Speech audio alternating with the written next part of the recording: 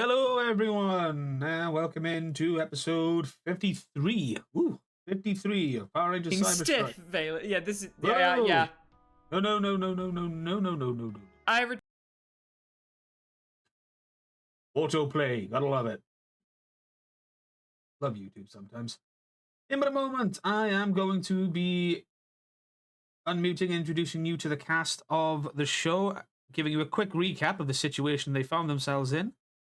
And we'll be getting right into this action-packed episode of Power Rangers CyberStrike. So, without further ado, hello, guys. We are live. We are here. Hello. Hello. So, folks, allow me to introduce to you your cast. First and foremost, playing Marika Hammond, the Red CyberStrike Ranger, we have Chocolate Zombie.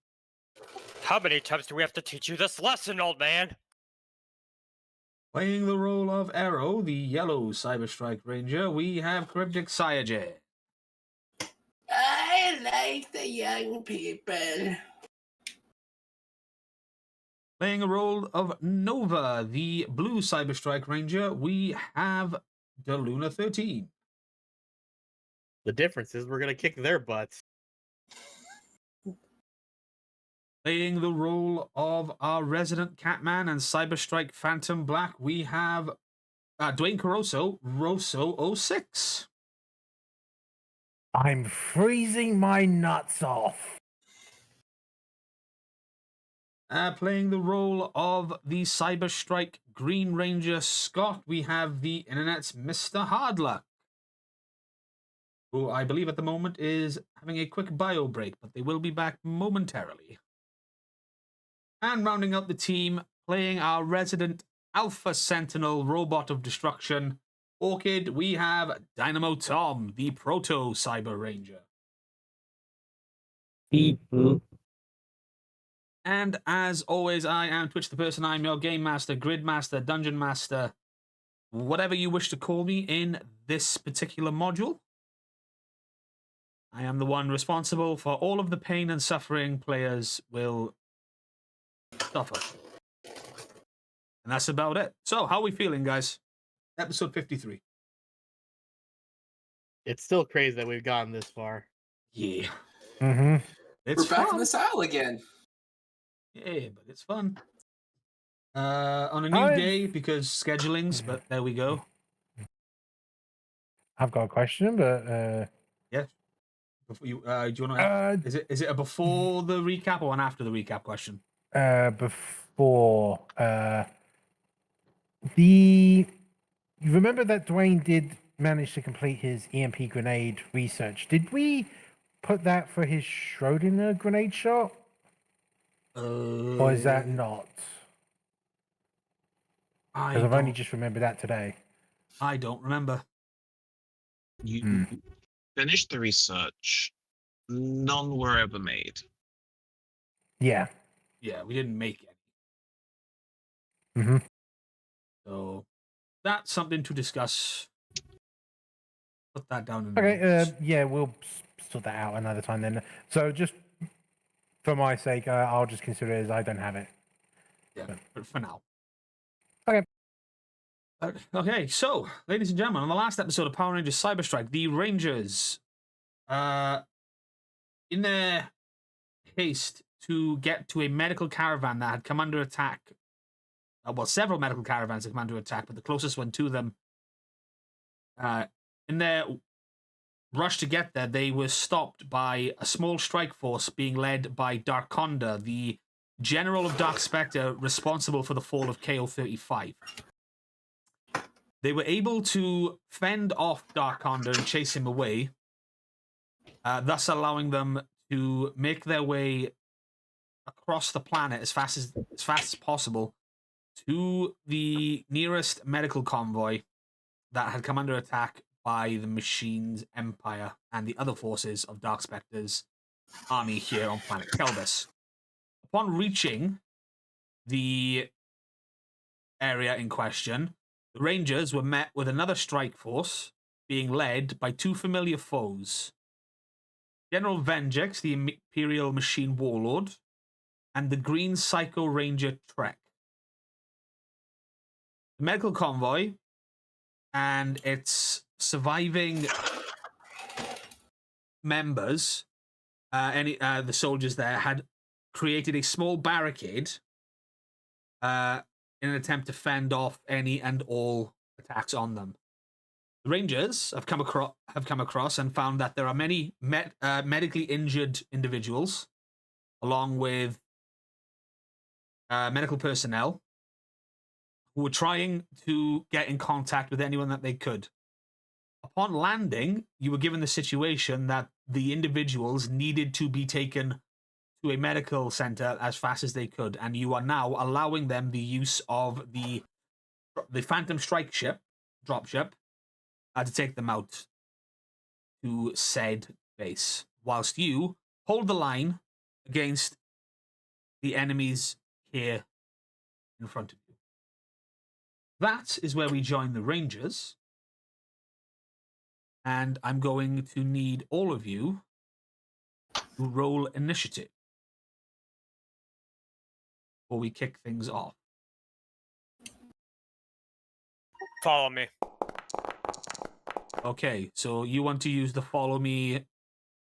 The following one. Zora is not going to choose not to. So, because we haven't used it in a while, please remind me what follow me does again. Give me just a second. Let me grab her sheet. So, Nova rolled initiative at the right as Marika announced "Follow me." Do you want to? I will veto it if that is the case. Yeah, I didn't know. I forgot about that, so I was going to see if I. Yeah, could do that's that. fine. That's fine. Sorry, I didn't get to say it immediately. I had food in my mouth. Yeah. I was going to say that regardless of the roll result. Upon reaching second level, a Red Ranger's leadership skills are just beginning to shine. At the beginning of any combat, instead of rolling their own initiative, your teammates may always choose to instead set their initiative as 1d4 lower than yours, minimum final result of 1. They must choose to follow this roll perk before you roll your initiative result, but each team member who chooses to do this emboldens you and adds +1 to your result. So I believe we rolled it as I roll, you guys roll the 1d4 if off if you of so that choose. base roll, and then I get an extra +1 for each person that does so. Yeah, I'll choose to go with you on this one then. Okay, so Marika. Okay, so how many people are going to follow Marika? I'm going to follow Marika. I'll follow you anywhere, Captain Picard. 2, Nova. 3.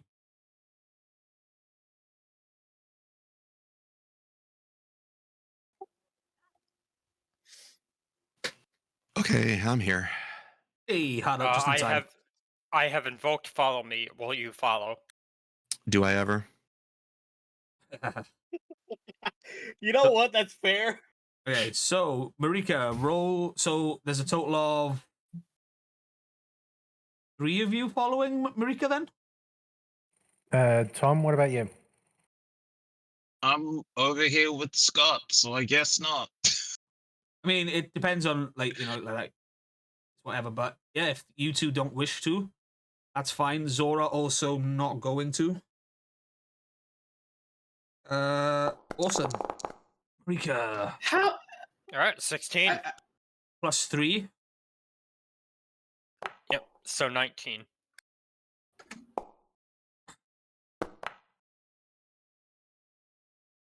Okay, so update combatant.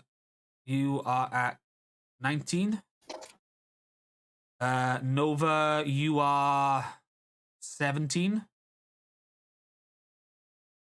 We tied. We did. I need to add. Just press roll initiative. The other people. Okay. Mm-hmm. And that'll just add us to the order. Yeah. I need. Yeah, because I can just update your. Oh, I've had worse. the right decision was made for And Cryptic. I was 16, I believe. So, Arrow, you were 17 as well. Correct? Yes. Mm-hmm. Wayne was. Let's see you on the list. Yeah, you need to 16. press roll initiative so I can get you on the list. So that you're on the combat Same tracker. with no. Oh wait, no, I already rolled initiative, so we're good. And I just update combatant. Yours was 1. Oh. What yours was 16, you said? 16. Oh, and story points. Yep, I'll do them now. Orchid got a 12, Scott got a 16, Zora got an 18. Fantastic. Dwayne, what the hell was with that roll? It's a shame it doesn't count. Story points up. Scott got a crit on his roll. I'm going to give on his initiative roll. So I'm gonna be nice. I'll award you an extra initiative point for that. Oh, cool. Awesome. Okay, cool. So the scenario that you are in, for every round, one individual will be medically evac. You have 3 individuals here that are the medics, they're labeled so. And then you have the Kelvis-based soldiers that need to be medically evac. There are 1, 2, 3, 4, 5. You need to survive 5 rounds of combat of this happening. You can do this by choosing to try and take out the enemies as you come, but you know for a fact that there are more on the way. Or you can do this by trying to assist the medics and getting them to the dropship, which is parked just off the map over there. Hey, Twitch, real quick. Yes. Can you introduce me? I had something I was going to say. Oh, okay. I'll reintroduce you now that he's back playing the role of Scott, the Green CyberStrike Ranger. We have the internet's Mr. Hardluck. I'm more of a Qualtron over Quantron guy. Fair enough. I'll leave. No, that's fine. Da-da-da-da-da-da. Once the injured and the medics have been evacuated, it'll then be the turn of the 4 soldiers to disengage. But they will do that on the 6th round of combat.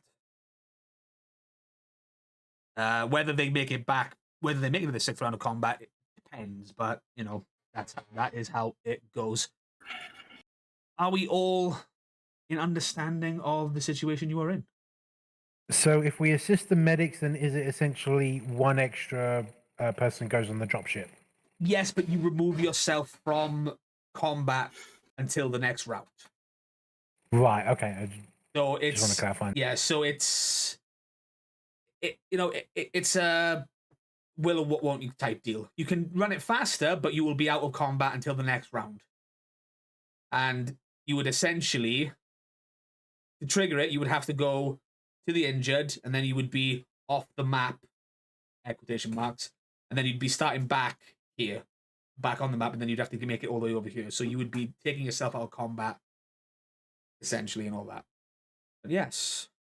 So, let me get some battle music going.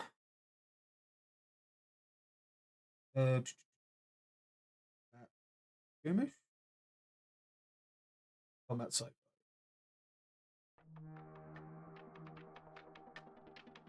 Oh, that's literally only. Why is it only 1 minute 9? I used to be 10 minutes long.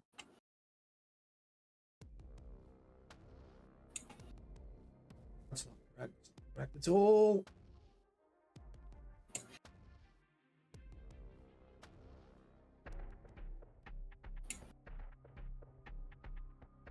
I think I need to go through my music and actually redo it all. But that's another thing I'll do. Here we go, that'll do. Okay, so you are now in scenario. The combat will begin.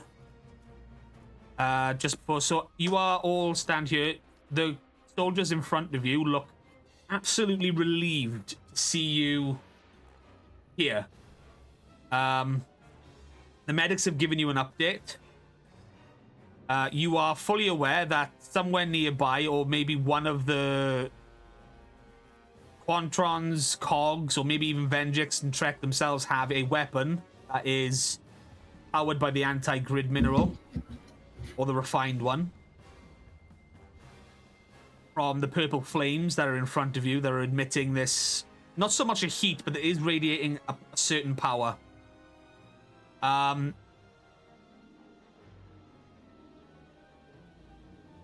the soldier in front of you just says to you, Dwayne, as you're the closest to him, he just says, "We've been holding the line. I don't know how many more of the other caravans have survived."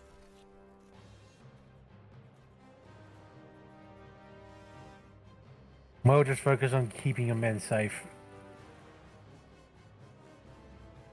He kind of nods at you, and then kind of just he says, "Warm up. We need to evacuate the injured now." And we are in combat. So it is the turn of one of the Kelvis-based soldiers. Specifically, this individual, I believe.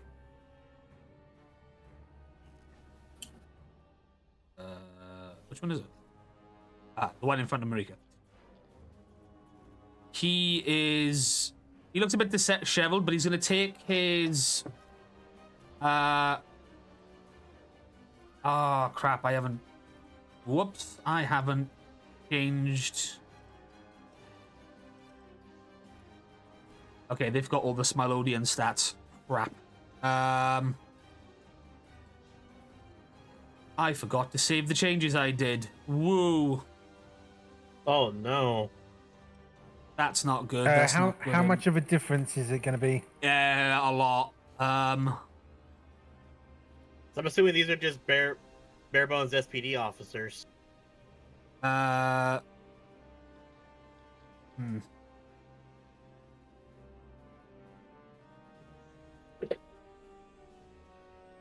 Suddenly, the soldiers are all Smilodians. No. I'm just gonna get rid of Smilodian close quarters combat.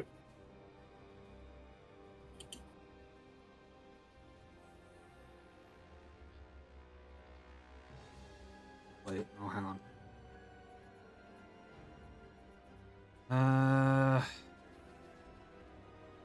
Bearing in mind that if you're probably changing the stat for one, you might have to be changing them for all of them. Yeah. I will put Smilodian... Right, no, I know what I can do here. I know what I can do. Don't worry. I'll leave it as...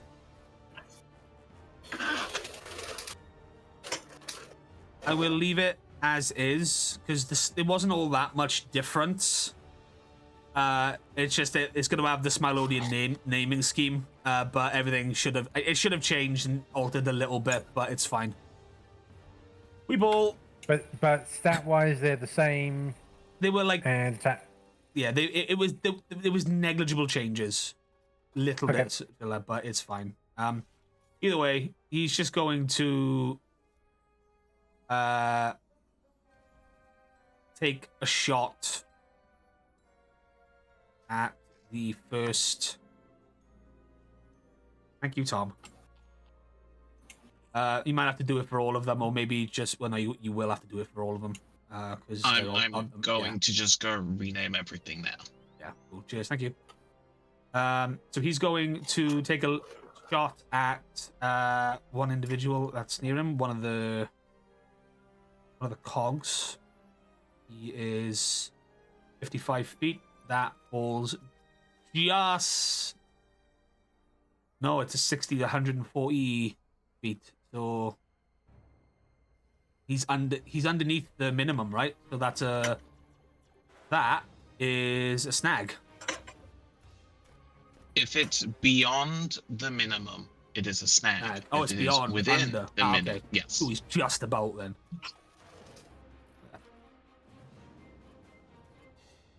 Only about 20 minutes into the session. I can't Wonder tell why. with this bloody measuring thing. It is, yeah, it gets a bit annoying sometimes. He's about 55 feet away. So he's going to roll 12. It does not hit. So this soldier's first shot with his laser rifle speeds towards the spear cog, but it doesn't hit. Do Rangers or allies benefit from the Blue Ranger nonsense? Power weapons only. Only power weapons, or Gotcha. or the blade. In this case, it's the blade blasters, which is your sword and strike blaster, because it is your blade blaster just split into two.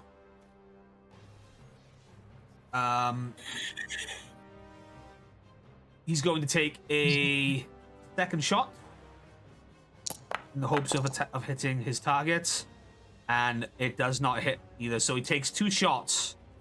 The standard blaster going straight through the purple fire and missing its target.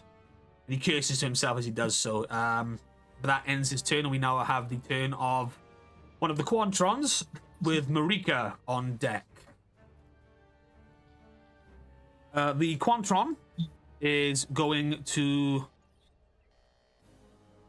start making his way towards the line again. That's 5, 10, 15, 20, 25.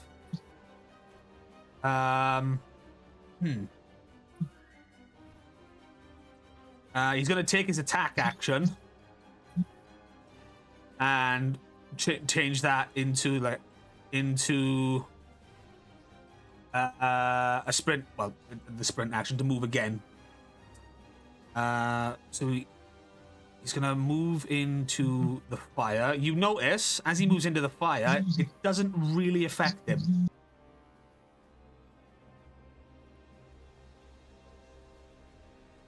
You've seen definitely grid based. You've seen it cause havoc with the cogs and the party patrollers, but the Quantrons seem to shrug it off. The only thing it seems to do is to be slowing down his movement. So that was his full 30, and now he's going to have half movement, so that's 15. So 5, 10, 15, and he's now just here coming out of the other side of the flames. But that is the Quantron's turn.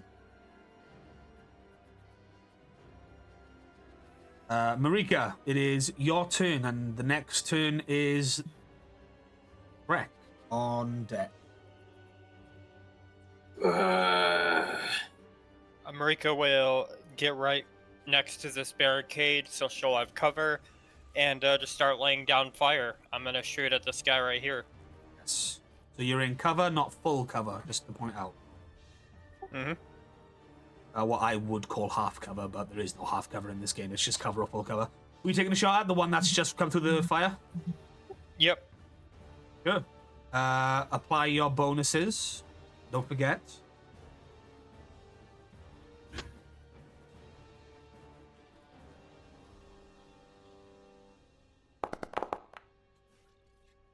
$18. 18.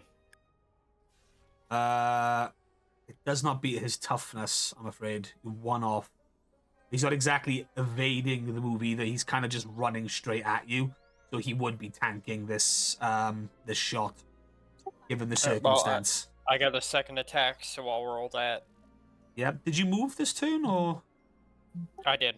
Yeah, okay. Cool. Extra attack.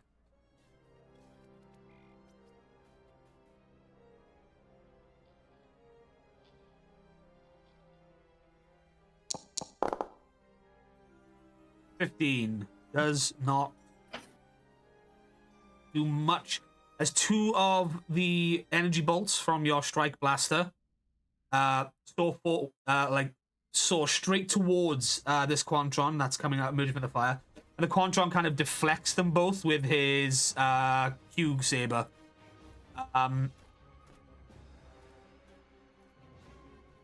With that's all I got. kind of just a full intent, like it's still kind of like it's coming towards this barricade and nothing's going to stop it.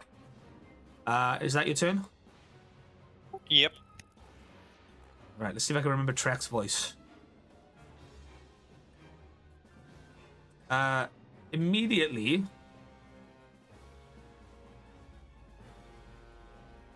Trek's voice slash his abilities.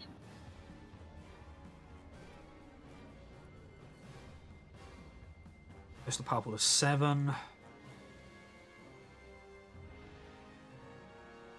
Personal power, gang up, nemesis drain, monster morph, psycho assault.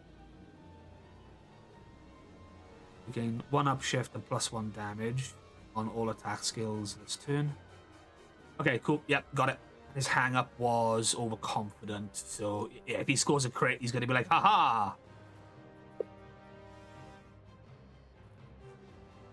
Becomes impaired by his bragging until the end of his next turn. So if he crits, he's like, haha, I'm amazing, I can't do it, blah, blah, blah, I can't. I remember. Awesome. So standing next to Vendrix, Trek takes a look at the scene. He kind of like lets out a mirthless chuckle. Like, looks like the fun has arrived. Of course, I have something to settle with our green friend over there. Vendrix, unmoving and very to the point, answers. Cycle. You are here in my mission, not your personal yet. To which Trek kind of just shrugs his shoulders as if to say, "How dare you speak to me in that way?" And he's going to. Does he have a super leap? I don't think he does.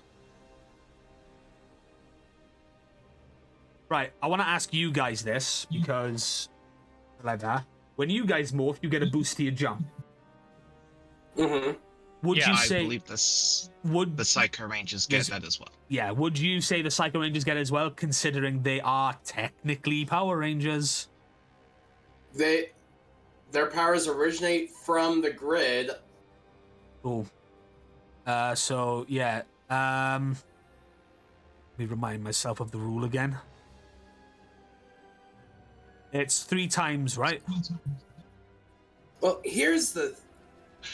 We have rule the of thing. cool. What does his monster? What does his sheet say? I think that it's rules that whatever is there is already applied.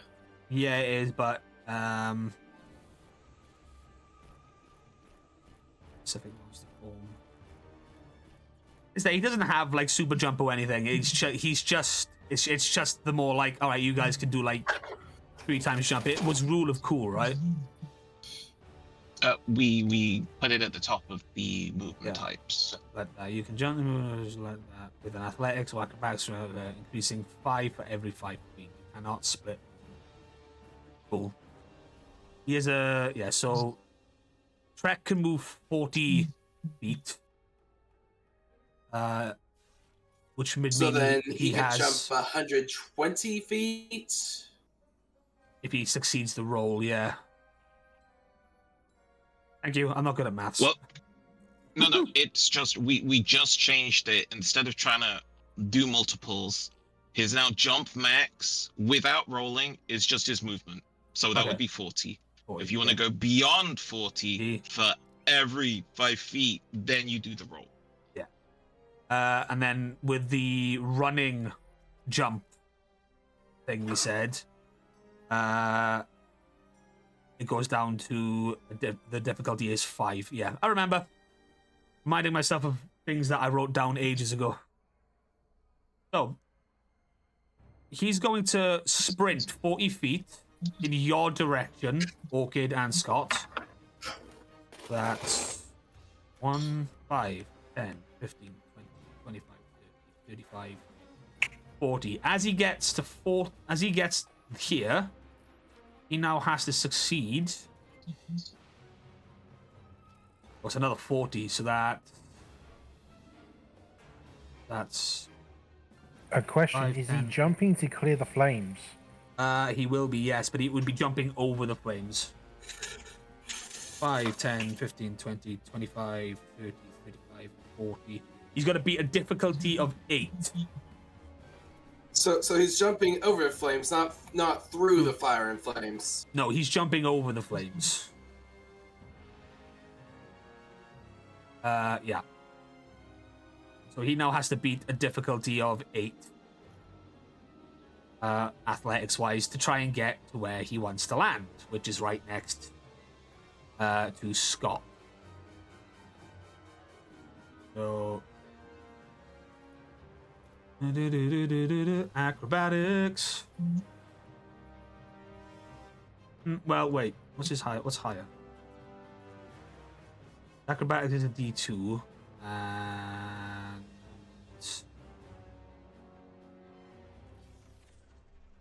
he doesn't have...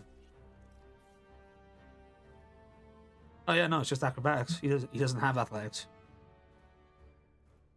Sorry, buddy. You're gonna have to do just acrobatics test.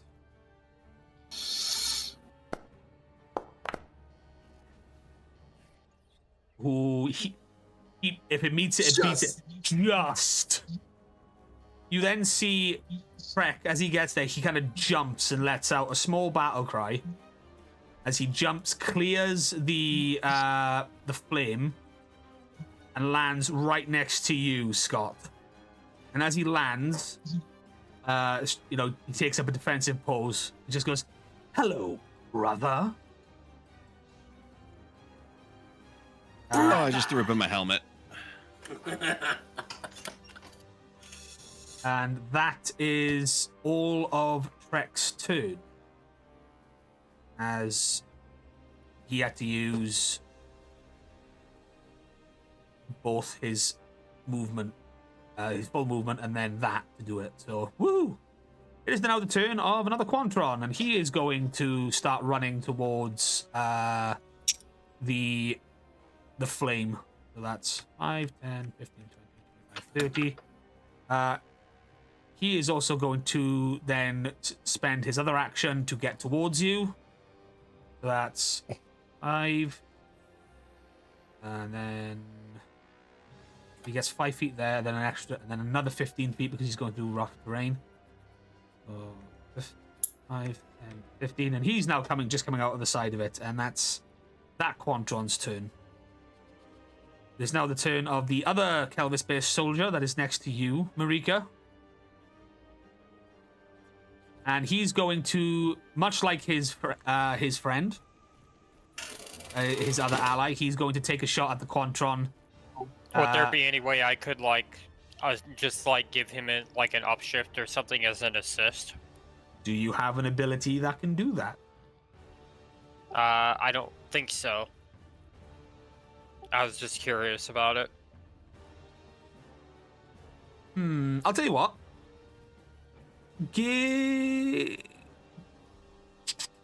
Ooh, what can I call this? It wouldn't be streetwise.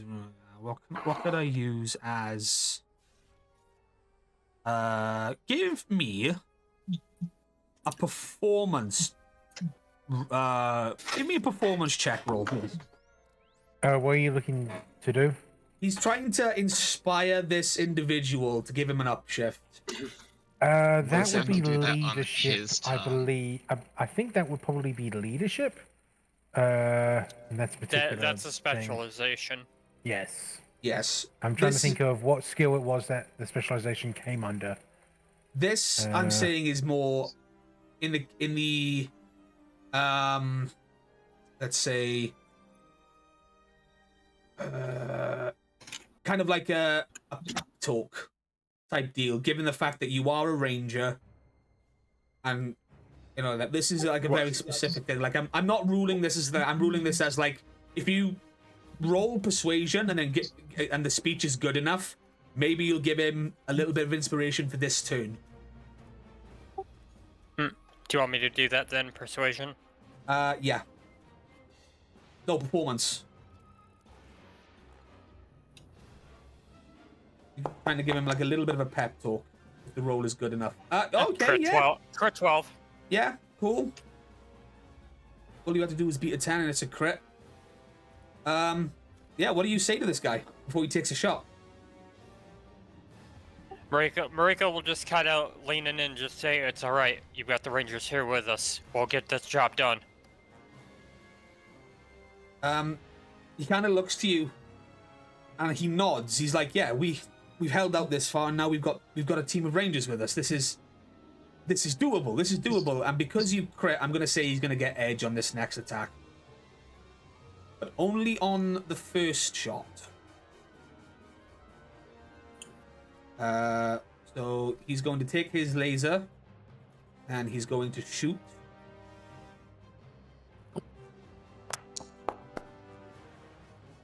$18. First one does it again. The Quantron manages to tank the hit, but he takes a breath and fires one more time. But this time it's not with edge; it's just normal. 15, and again, nothing doing. The Quantron again tanks the blow, as it's basically just trying to deflecting these energy blasts away. But the soldier doesn't look like, he doesn't look downtrodden about it. He's like, no, we can still do this. We're holding the line. We're holding him back. I'm not doing much, but I'm stopping him from getting closer. It is now the turn of one of the third Quantron. And much like his friends, he's going to 5, 10, 15, 25, 30. But this one is going to stay where he is. And seeing...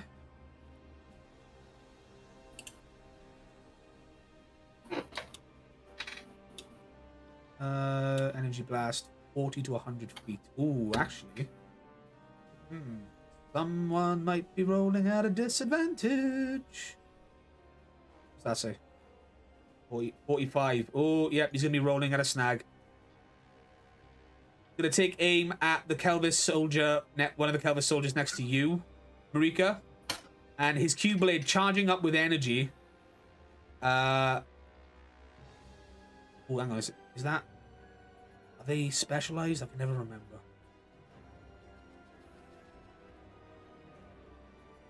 No, they're not. Oh, yeah, I remember why they're not. It's because they've got +2 to toughness. Grant's Edge. And the Phalanx formation. Ah, yes. +2 bonus and 1 up attack for every 2 in the area. So he is going to get an upshift, because there are at least 2 other Quantrons in the area. He's not specialized. 12. Doesn't hit. The Q-blade glows with that energy, like that kind of like bright silverish energy, and it trails and cuts through the fire and soars just over the head of the soldier as it ducks down, and the energy blade kind of like hits just here. As you hear some of the medics call out, like, "We need cover!" As they're still trying to get themselves into position to start evacuating one of the other soldiers. That is the end of that Quantron's turn. It is now the turn of Zora, the Gold Ranger. Who, taking a look at the situation, she looks back at the individuals, then looks out front. She seems conflicted on what to do. She's not sure whether that she wants to take the fight in the open or stay back here and defend.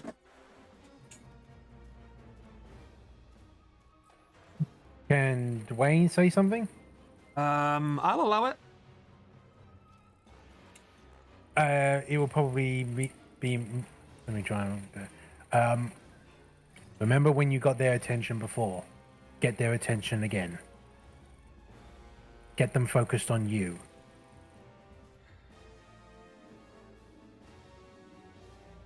She looks at you and then she looks. She kind of like stops and takes like a calming breath and says, "You're right. Yeah. Oh, I need to get. I need to get the description up of all the perks. One moment. I'm coordinated and all of the things. Where's my stuff? Yeah. 4 rule books. Across the stars. Because I believe she can do. Yeah, it's like a taunt. It's I believe it's stand behind me. Yeah, there's stand behind me, and there's also Golden Guardian. So if she also moves up, yeah, she can basically do Golden Guardian there, but she's also got stand behind me. Yes, there's a few.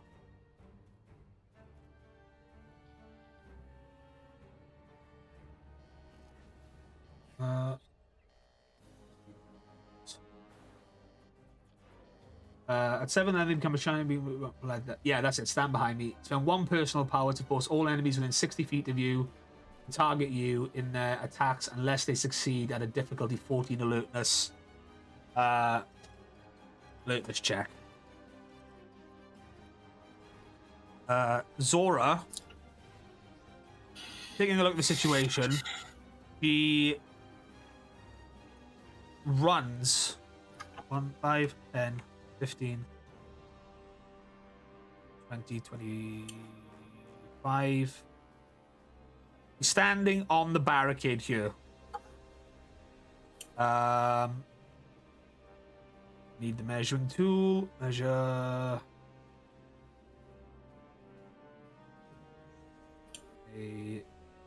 Said 60, within 60 feet of me, right?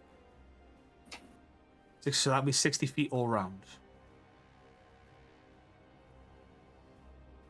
5, 48. I've done a circle. Yeah, I can see it. Oops. That's a big ass circle. Yep. So it would be everyone that's not on the back line. That's a lot of people to fucking roll for. Okay, I will do 2 separate rolls here. Sorry, 3. 1 will be for Trek. 1 will be for the Controns, and then 1 will be collectively for all the cogs that are there. So that will be all the Quantrons. So the first one will be all the Quantrons. When she spends this personal power, you can get rid of the radius now. I don't need it. So spend 1 personal power.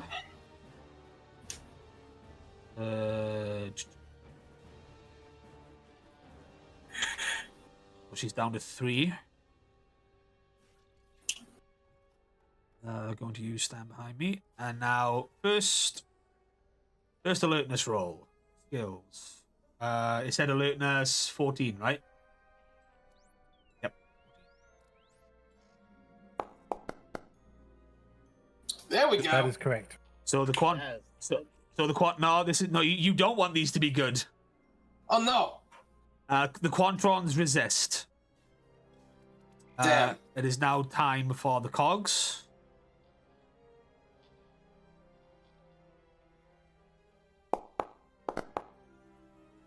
They resist it.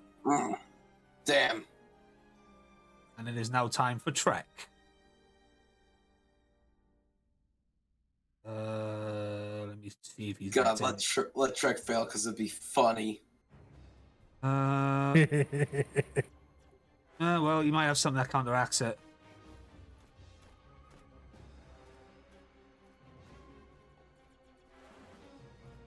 He's going. I'm going to spend a story point. It's gonna be specialized. Oh my lord! Yes. Yeah. Suck it. Cool.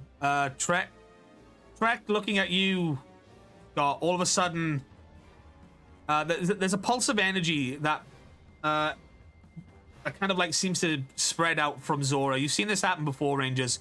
But Trek kind of looks at you for a second, Scott, and then all of a sudden, kind of like he turns, like as if he's struggling.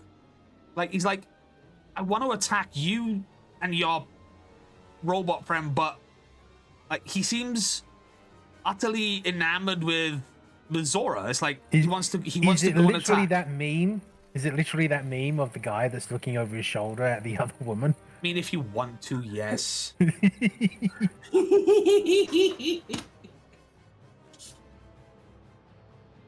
But he is, yes, he's now, it's almost like he's struggling. Like he's being compelled to do something he doesn't want to do. He is trying to fight it off, but doesn't seem to succeed at all. God, you're here to fight me, and you're thinking about all the other people you want to fight?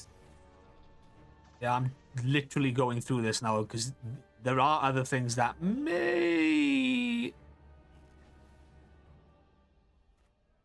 I don't think there's anything that can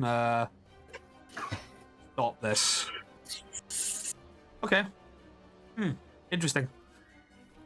All right, cool. So yeah, he fails that, and then Zora, after using that, that's a free action, right? Yeah, because it's a perk, the power. Well, no, it's a perk. It will say if it costs something. It costs a personal power, but it doesn't say like in its description. It doesn't say whether it's like a free action or an action. If it doesn't say it costs personal power and an action, yeah, and it doesn't count as an attack, no, it's free. Yeah. So Zora still has an attack, so she's going to take the golden power staff. Does she have a ranged attack? I don't think the Gold Ranger does she? It's the staff. Remember, the staff has a ranged attack. Blunt. You sure it's not there? It's the athletics roll. Oh no, that's blunt. That's not the ranged attack.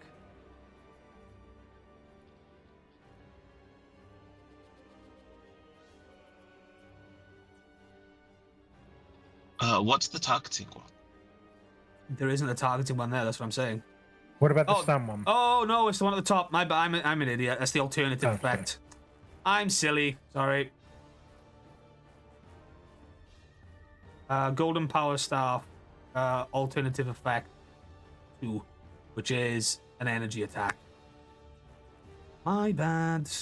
I'm silly. Range is 30. Yeah, the Gold Ranger has a all-in-one thing. She's going to attack the second Quantron, the one that's further up. This one here.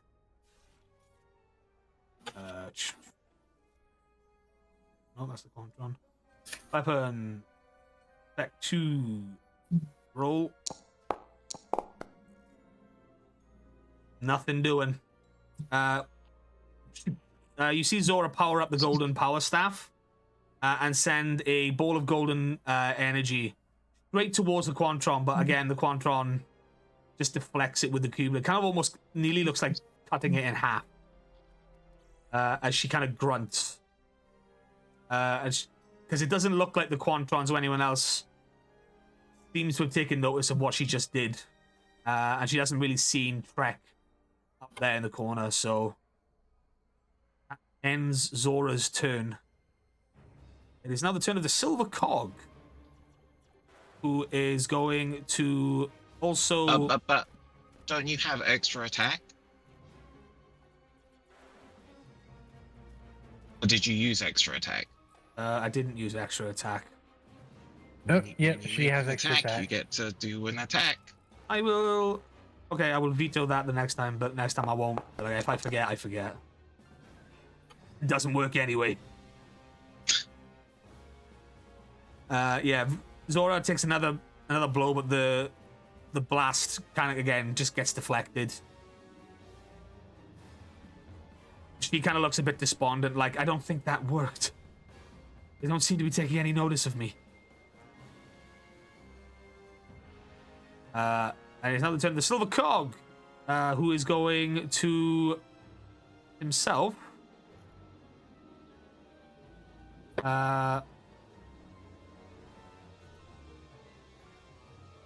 Walk up to the line here. Stop just before the fire.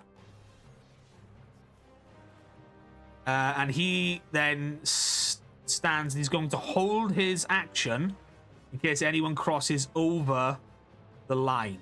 And he will take an attack on them if they do. And that hit is the Silver Cog's turn. But you all notice that the Cog doesn't do what the Quantrons have done. Nova, it's your move. All right, so I don't know if you saw me doing this earlier, but I was seeing to see where I could aim that I could actually hit without hitting Dwayne or either of these two NPCs. So I see this blaster cog right over here, and I'm gonna take aim and fire twice. With what? The strike blaster. Okay. So you are quite far away, I will point out. You could move over here, and that would bring you a lot closer and stay within cover. You could. Yeah, but I would lose the second shot. You could move up onto here. What's the range of your bow? And I am also going to say, from where you're standing, you don't... No, that's a difficult shot. This You are- one, too, is actually another one I saw that I could actually hit. That one you I could can actually hit... hit this one. Yeah. You can hit this guy, no problem. This guy, no problem. But the blaster cogs, that's a difficult shot because you are technically... Your line of sight is behind the I'll go into behind this the guy, truck. 'cause he's closer. Yeah, if you want to do the silver cog, it's not a problem. Yeah, because that'll give me, like I said, that'll give me the second shot, and that'll get easier range. He is 60 feet. What is the range of the strike? The minimum range of the strike blaster? 40 to 75. So you are. So you'll be rolling at a snag. Yeah, you will be rolling at a snag. Would it cancel out though if I say take aim? No, because that's an upshift, where a snag is you roll two d20s and take the lower die. You can still apply the upshift and everything else, but you're still rolling at a snag. Yeah, okay, because I get 2 upstairs because I get to take aim and because of the So the Blue Ranger skill. Yeah, take aim is a free action. The Blue Ranger skill. But again, you are rolling at a snag because he is outside of your minimum range. Let's see what the minimum range. Yeah, the cyber bow is 50, so 100 feet at. But yeah, I'm just gonna go with the. So it's whether you want to take the snag or the for the 2 shots, or you move and you take the 1 shot. I'll go ahead and just take it because I'm getting 2 upshifts, so that should be good. Either way. Yep. Cool. So roll at snag with 2 upshift. Yeah, okay. Fair enough. Awesome. Nova, taking a longer than average shot, you steady yourself with the strike blaster. You gripping it with 2 hands. Your first shot rings out and soars past and hits the silver cog directly in the chest, knocking him prone and on the floor, doing double the damage because of the crit. So he is now currently prone. As we have said, when an enemy is prone, you normally get. Is it edge? Did I say edge the last time? Yes, essentially they get advantage. Yeah. Advantage, but considering you're rolling a stag, I will allow you to roll this next extra attack if you target that cog normally. At normal? Yeah. All right. We're going to be doing just that then.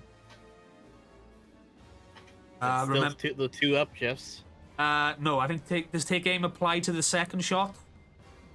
Yeah, you can. If you Okay. have the free actions, you can apply it again to the second shot. Sweet, go ahead. Up to 3 times. Yeah. Go ahead. Yeah, that's a soft 20. Yeah, that's fine. It's still going to do it, though.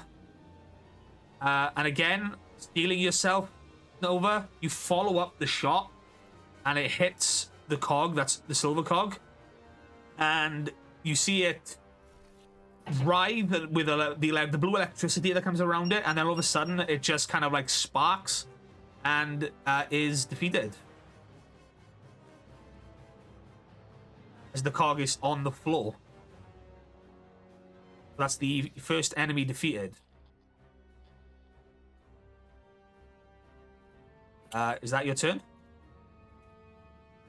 He just puts out a satisfied sigh and just looks at Arrow next to him. Your turn. Speaking of, Arrow, it is now your turn. Okay.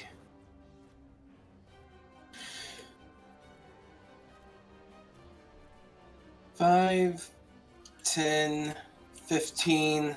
Can I squeeze here? Yeah, nope, he will. I cannot. I will say, just assume that all NPCs will allow you to move past them without resistance, so you don't lose. Okay.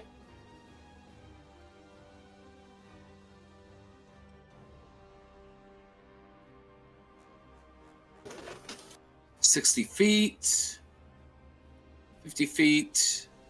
You know what? I'm just gonna aim for the Quantron that's in the fire and the flames. Yep.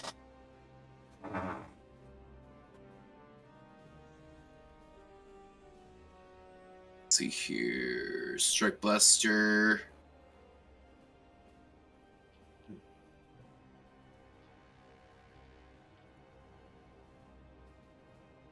One upshift.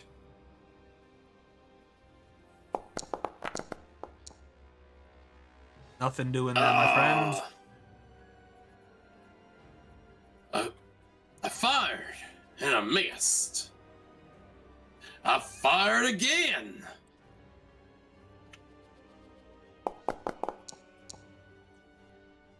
Oh, that one. Hell yeah. Crit 20.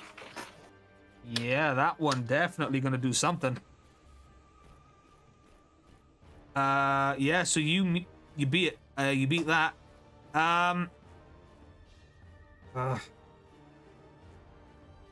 Let me just double check this phalanx formation thing. No, that's the wrong one. +2 to a bonus. Is that? Do you think that their perk is added in to their toughness up on the get-go, or is it added when they're there? Well, they can account. It's as long as they are in the area, you would add it on. It's not built into the sheet because yeah, that would require a lot more background engineering to calculate how many are on the field. Yeah. You don't beat its toughness. You definitely do the evasion. I'm going to say you've targeted the evasion this time because it's been shot at enough that it's like, I can't keep trying to tank these. So, yeah, you beat its evasion. So I'm going to say this goes through because I'm not going to be that mean. And it takes the full, the blast as he's deflecting itself away. No, it does make sense actually because he's distracted. So yeah, you, as this Quantron here is busy deflecting other blaster shots at it, Arrow, you, again, much like Nova just did, you take a stance firmly with your strike blaster in hand. Your first shot sails past as this guy sees it coming, deflects it, but then you quickly shoot again, and it's like, crap, I'm not going to be able to deflect this one. I'm going to have to try and dodge. And as he tries, it gets hit square in the chest, taking 2 damage, and he himself is now also knocked prone. This Quantron. Not bad. Not bad at all. Does he have tireless post? They're immune to the sleep stun condition. That we know no fear. No, he doesn't get up for free. He has to spend his movement to get up. Cool. Is that your turn, Arrow? Yep. Oh, I thought of something mean to say to Trek, but I don't want to distract. I don't want him to focus on me. Well, don't think there's much he can do. I mean, he is otherwise infatuated against Zora for at least this combat phase. Okay. Well, in that case, It depends on how much it is and if I decide to make you roll for it. But go ahead, say what you need to say. Okay. Oh, well, Trekkie's here. So, what's the game plan this time? Monologue, get shot in the face, say you weren't really trying, teleport away, get scolded by your boss. Let me know if I'm on the nose for any of these. Trek just kind of like scoffs and said, your feeble attempts to intimidate and or confuse me or goad me into an attack are laughable, Yellow Ranger. You're not even a blip on my radar. Your golden friend, however...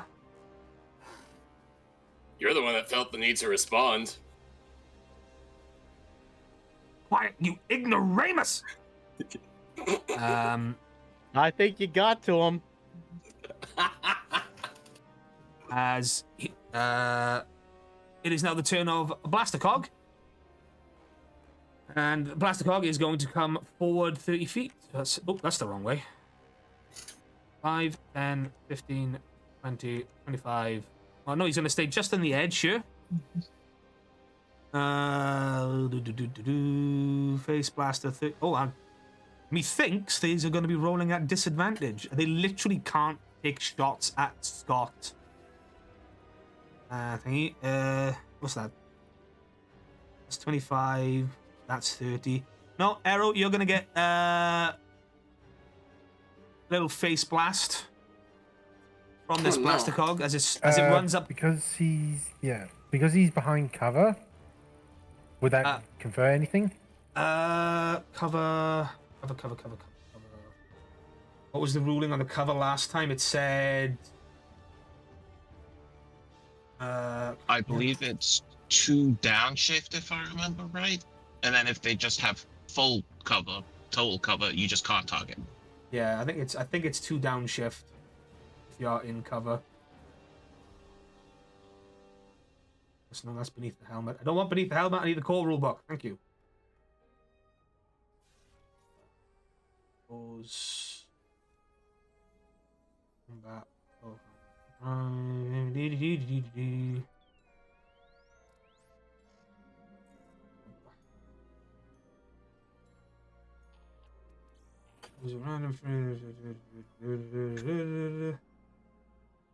Okay, walls, trees, creatures, provide cover during combat. A target can benefit from cover only when an attack or other effect of. There are 2 levels of cover. If a target is behind multiple kinds of cover, only the highest level of cover applies.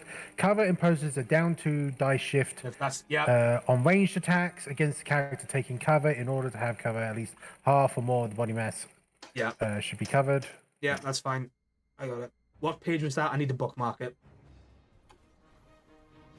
167.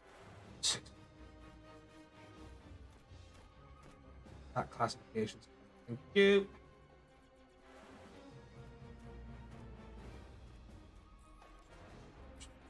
Combat actions.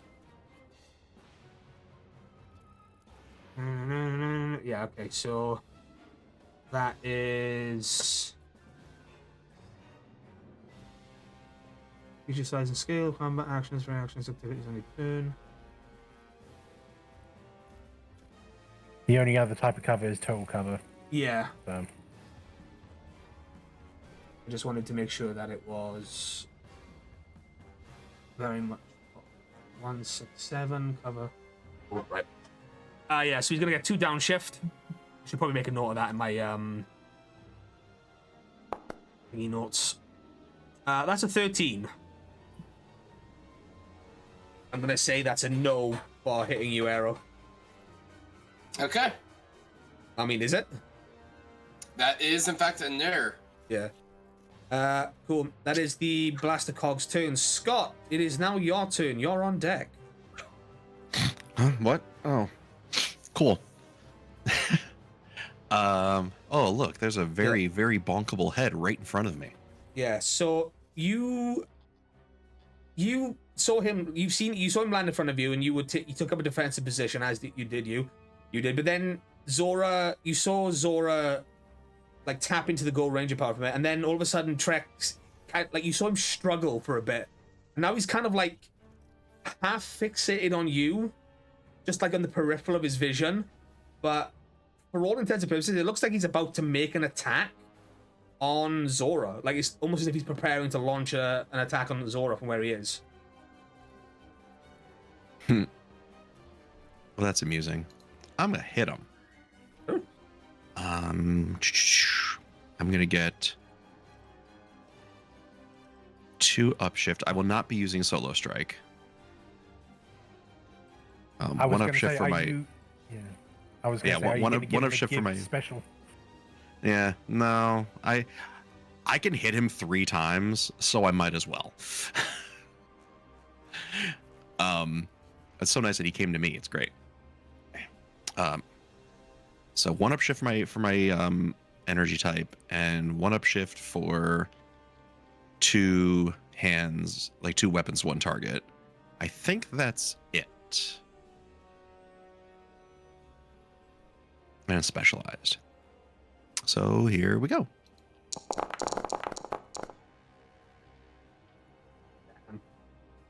Oh, that was mediocre. Yeah, however, you do get a story point. Yay. What on that roll could I re-roll by using a story point? You just get to re-roll that attack. Okay. I'm just gonna do that. Cool. Let's try that again.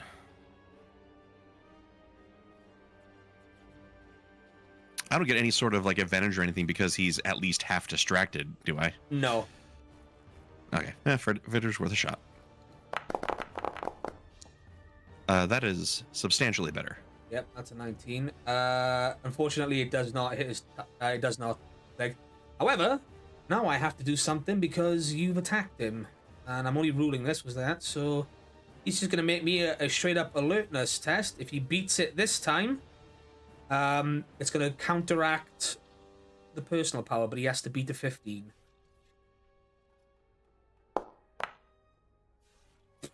Not happening. Nope. All right. Well, a second attack.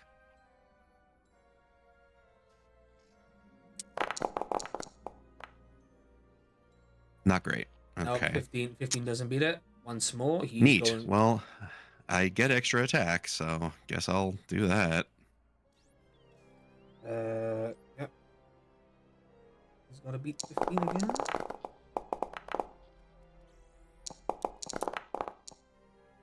Does a 23 hit? A 23 does hit, And it's Yay! a crit as well. and it's a crit. That's a crit, so that's Cool. 2 electric energy or 2 electric damage. Yep. Cool. Yeah, he's I'm gonna say with the crit now though. I need to do one more alertness thing for him. Okay, yeah. Okay, it's an yeah. Okay, that makes sense story-wise. Thanks, Dice, for just rolling into that one. So, what you could see, Scott, was Trek. It looked like he was building up like an energy blast in his hand to launch at Zora. So you, with your screamer sticks, you take him out like that to try and show like he instantly notices you trying to do it, and then all of a sudden, in kind of case of deja vu, the two of you start trying get locked into martial combat, and it's almost like what happened the last time you met. You're matching each other blow for blow, move for move. The only difference is Trek doesn't have his dagger out at this point. Until at one point, Trek still, for just a split second, still looks back to see if Zora's standing there. You catch it, and then all of a sudden you spin in an arc and trip him up, take his feet from out underneath him, and then as you do, coming back up, you kind of, rather than swinging your screamer sticks down, you use the momentum of coming back up to just smack him in like a double uppercut with your screamer sticks. And Trek flips over in the air, taking the 2 damage, and lands 5 feet away from you on his back. This does now mean he is no longer fixated on Zora. However, he the problem is now Mr. Trek has succeeded in a critical strike roll. So even though he's knocked down, he's prone, he looks at you, Scott. Also, push to the pain. He regains a personal power, but he hasn't spent any, so that doesn't matter. So he's still at 7. He looks at you, Scott, and says, "You think you're so tough? Just you wait. You have no idea the pain I'm going to inflict on you and your friends."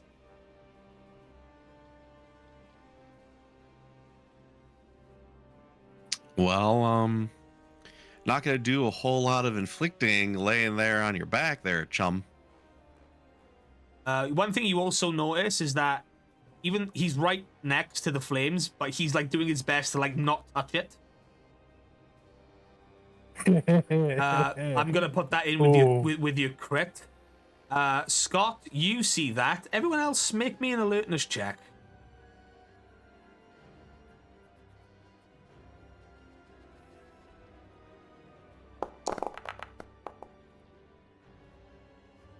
$23. 11.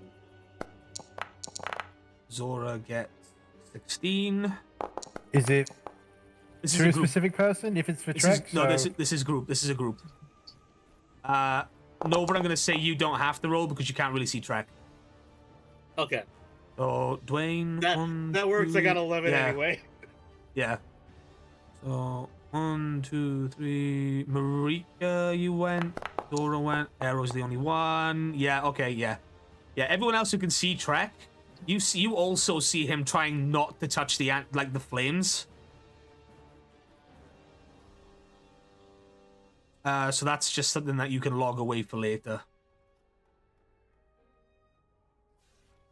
Scott, is that your turn? Yes, that is my turn. Awesome. It is now the turn of General Vengeance.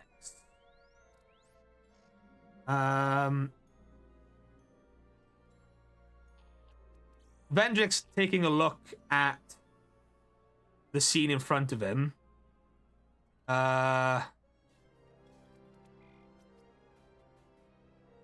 Super jump. Yeah, Vendrick's can do the jump by 5. He is going to start walking forward. He kind of like 5. He kind of pushes the other way. So 1 sec, he's back here. 5, 10, 15, 25. 30.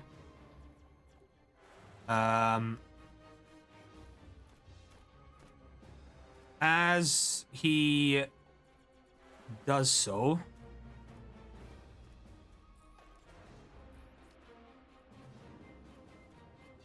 he doesn't seem to be interested in anyone else.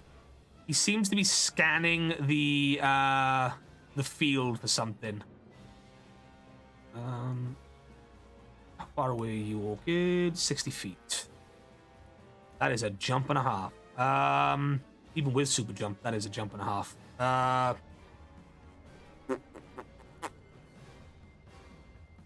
What's he gonna do?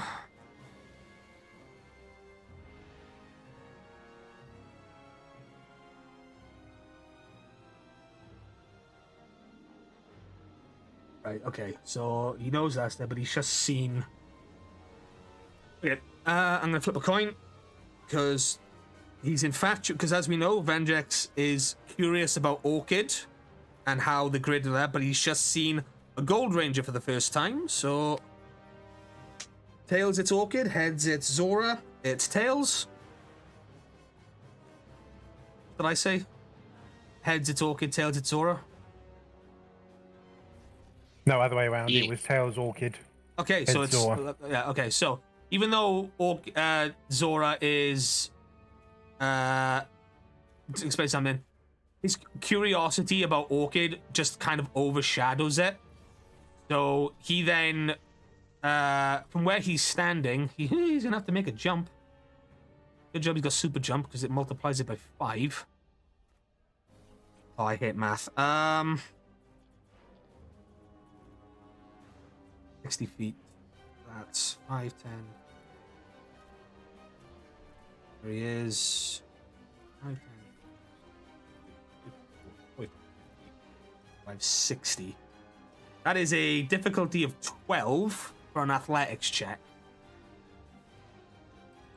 But he multiplies every jump by 5, which is what super jump allows him to do.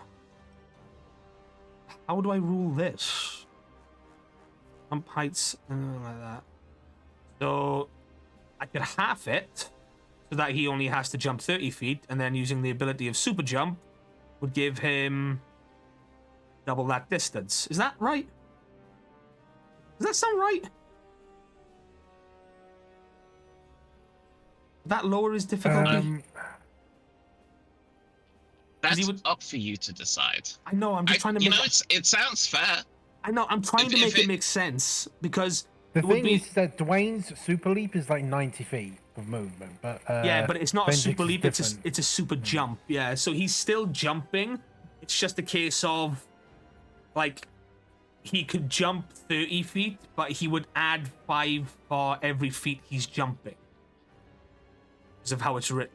It's like, multiplies all jump heights and distances by 5.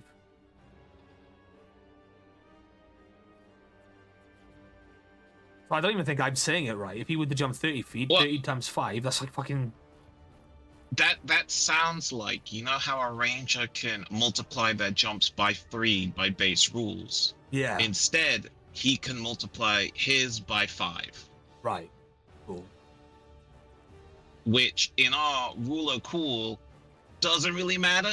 If you wish to use that to halve the Yeah, the difficulty, I think that's the fairest difficulty of choice. extra rolling, go for it. Yeah, so that's 5, 10, 12. He only needs to succeed on a 6th athletics roll. Athletics or acrobatics, either one. It's going to be athletics, so that's the only thing he's got. I'm going to spend a story point. He's going to specialize in this. Ooh. Oh God, thank you. So he ran. So he doesn't even run. He's like that. He kind of just stops. He kind of clocks you, Orchid. And then he just, all of a sudden, he just kind of jumps and lands right in between you. Oh God, he's fucking huge. I forgot. I'm going to say he lands up here. In amongst it all. Just behind the two of you. And as he lands, he kind of just scoffs and says, "Never send a human to do a mission." Oh, I'm not using my voice changer. My bad. Never send a human to do a machine's job.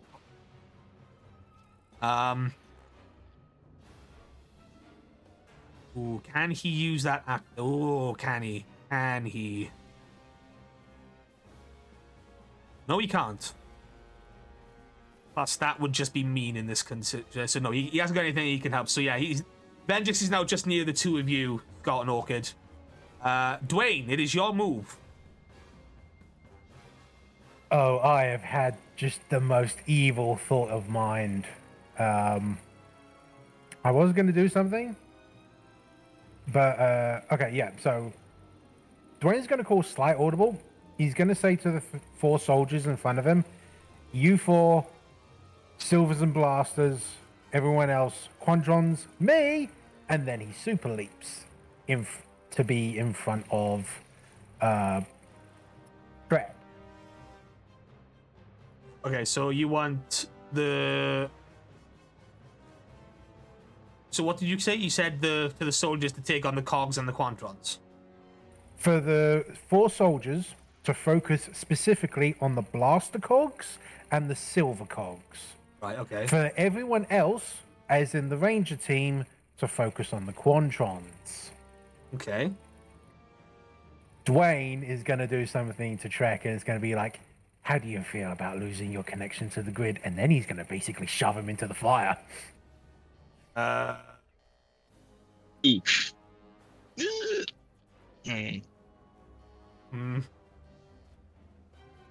Right, okay. That is a maneuver. You know, the funny thing is, Yeah, Sawyer, if it wasn't you, it was gonna be me. Yeah, it's gonna be contested. It is prone. So that gives me edge. Yeah. So I'm gonna say that would be probably a might test. Yeah, it's going to be my brawling.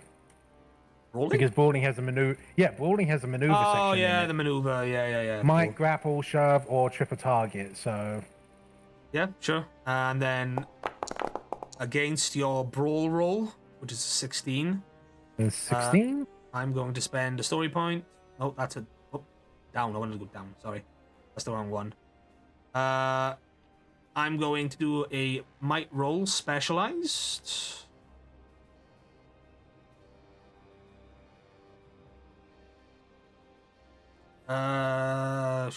Shavens.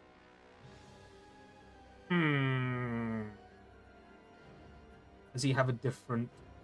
Does he have a different...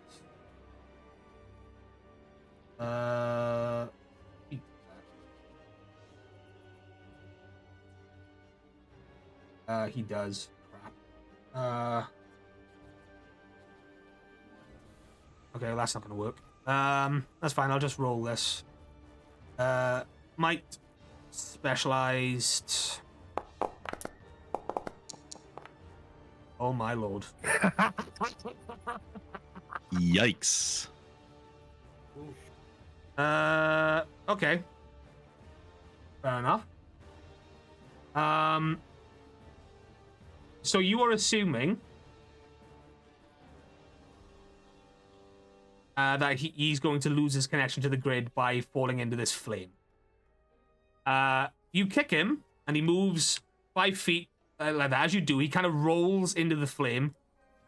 You hear him scream, like grunt in pain. However, nothing really happens other than he seems to be severely weakened.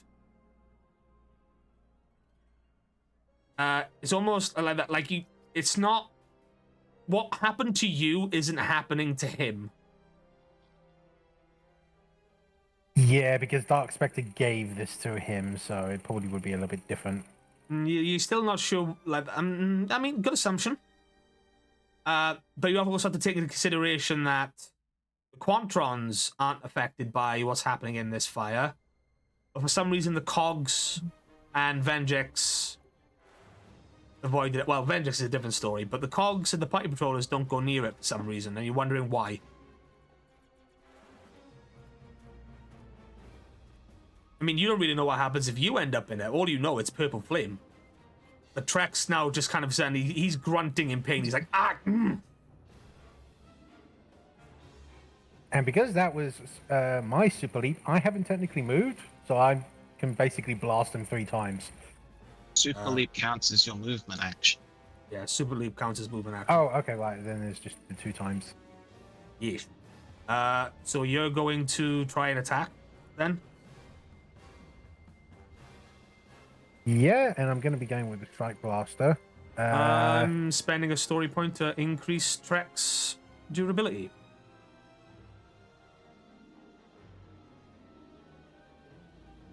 Can't evade because he's prone. Yeah, I'm going to go with the... what's the distance? It's about I can't... 10 feet in front of you. Yeah. No,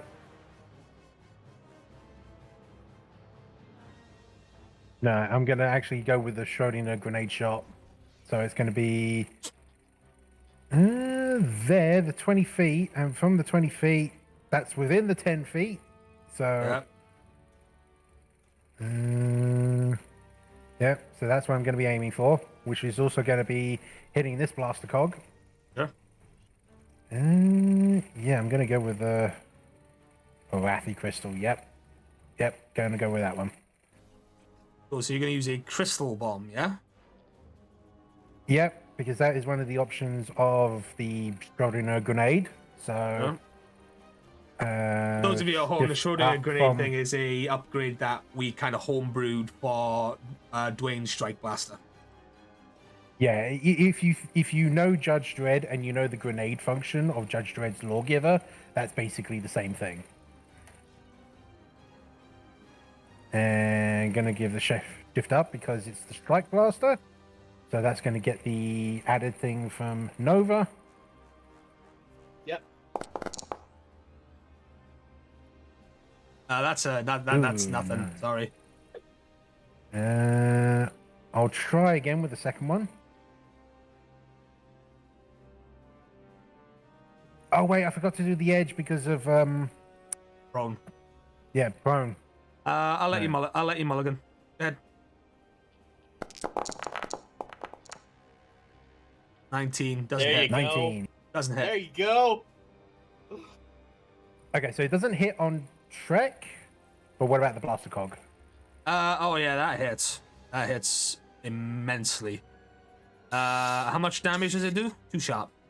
2 sharp, yeah. Yeah, this blaster cog, like the Trek, because he's prone, the crystals kind of like, as they hit the fire, they kind of like lose momentum and like kind of like just drop away because of like the wind and everything. But the blaster cog now has a bunch of like those purpley crystal, Arathi crystals just kind of sticking out of it, kind of like glitching and fritzing itself. Right. Well, I'm not going to go with fire, and I can't technically move. So for the second one, I will change up.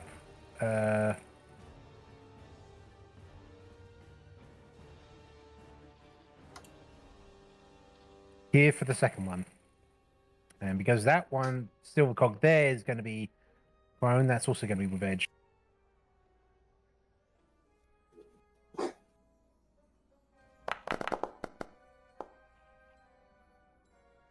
Ah, 9. Is that just another crystal grenade? Yeah. Yeah, no, that doesn't hit. Okay. Yeah. Wait, you know what? I'll spend a story point. Sure, you want to. You gonna do shift in the grid or whatever it's called? Yep. Why the Yeah, grid? mending the grid. Mending the grid. Cool. Yep.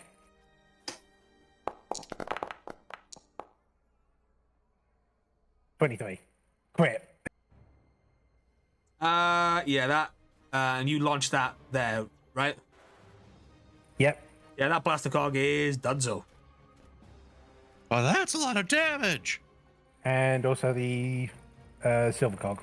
Oh, the silver cog's already defeated. Just didn't mark him. Oh, that. okay. I didn't mark him on the Right. on the field. Sorry. Well, they can't salvage that then, definitely. No, you just got 2 cogs there with full of Basically, Harathi crystals. yeah. That's cool. That is Hearn, I believe. Cool. Okay, your move. Okay. Well, you know, I have a surprise guest next to me, so we adapt.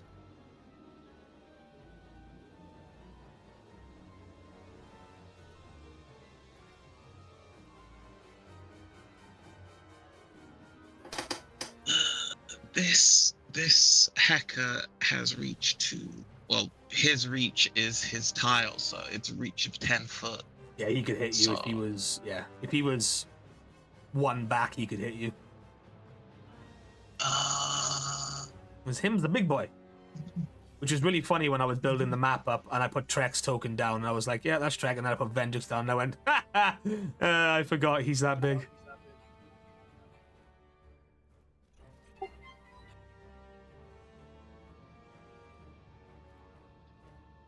I'm gonna do this as a downshift, but I guess I'm gonna have to. Oh, how am I gonna do this as a downshift? Almanac. Yeah. So, I did have glaive in my hands. I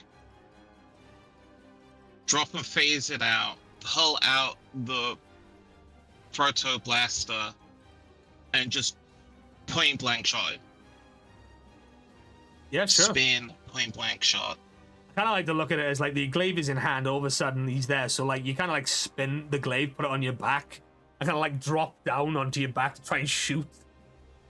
Kind of like oh fuck. So yeah. I mean, I can totally attempt it with the glaive. It was just always rule if they are this close, wielding around the glaive, not quite suited to that. Oh yeah, no, your sniper is shit at this range. Let's be honest. The glaive itself is, unless it's in melee mode, it is not. It is not useful here. But it's just one of those cool things. It's like, crap, this weapon's not good. Spins it round, hooks it on your back, pulls out proto blaster, and just goes.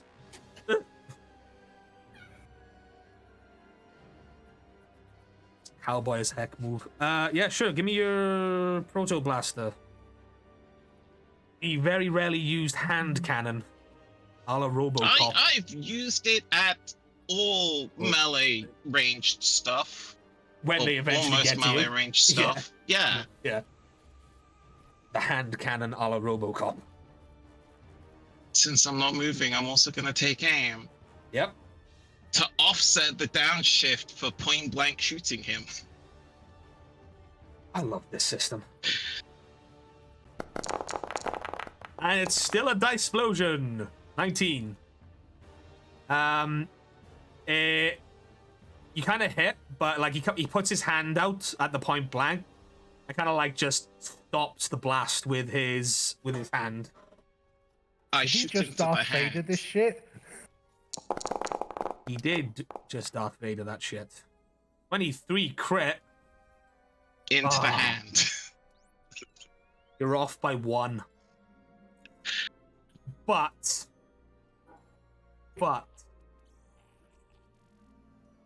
his hand is now damaged. You know, let's see if we can actually do anything, because I haven't moved and I have extra attack, and so I got 1 more. Yes, I'm going to say you can now roll this next attack with an extra upshift. You know? +6 to deflected bonus toughness is nuts. But that's ultra heavy armor. Yeah, it is, but that's just Vendrix himself. He's like, yeah, I have this.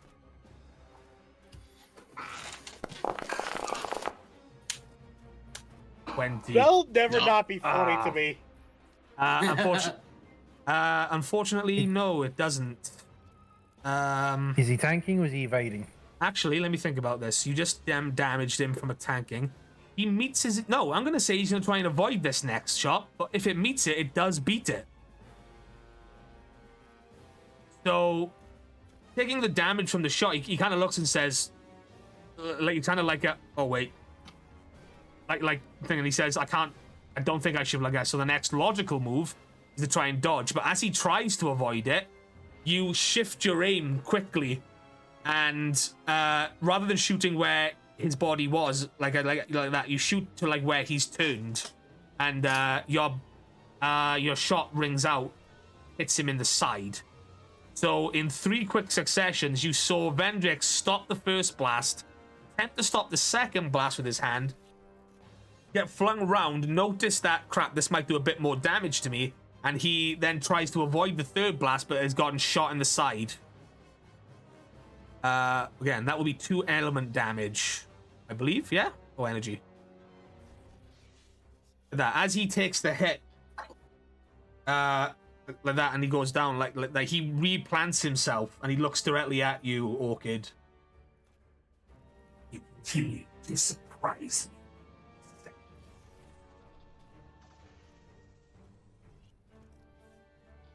He didn't know you were an Alpha Sentinel the last time you met.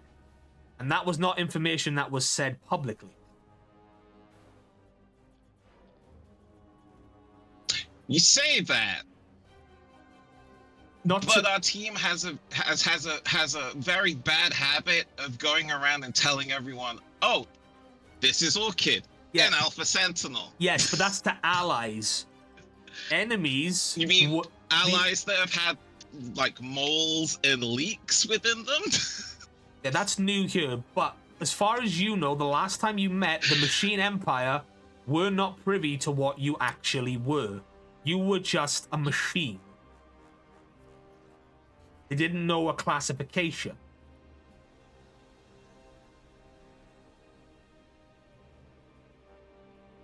Not a word is said, but you know, arm is raised, gun is pointed. Love this Mexican standoff. If there was a facial expression, it would be angry. I do love that neither of you two can give, neither like Vendix or you can give a facial expression, even if you were unmorphed. It's just like, okay. Just stick 2 eyebrows on the...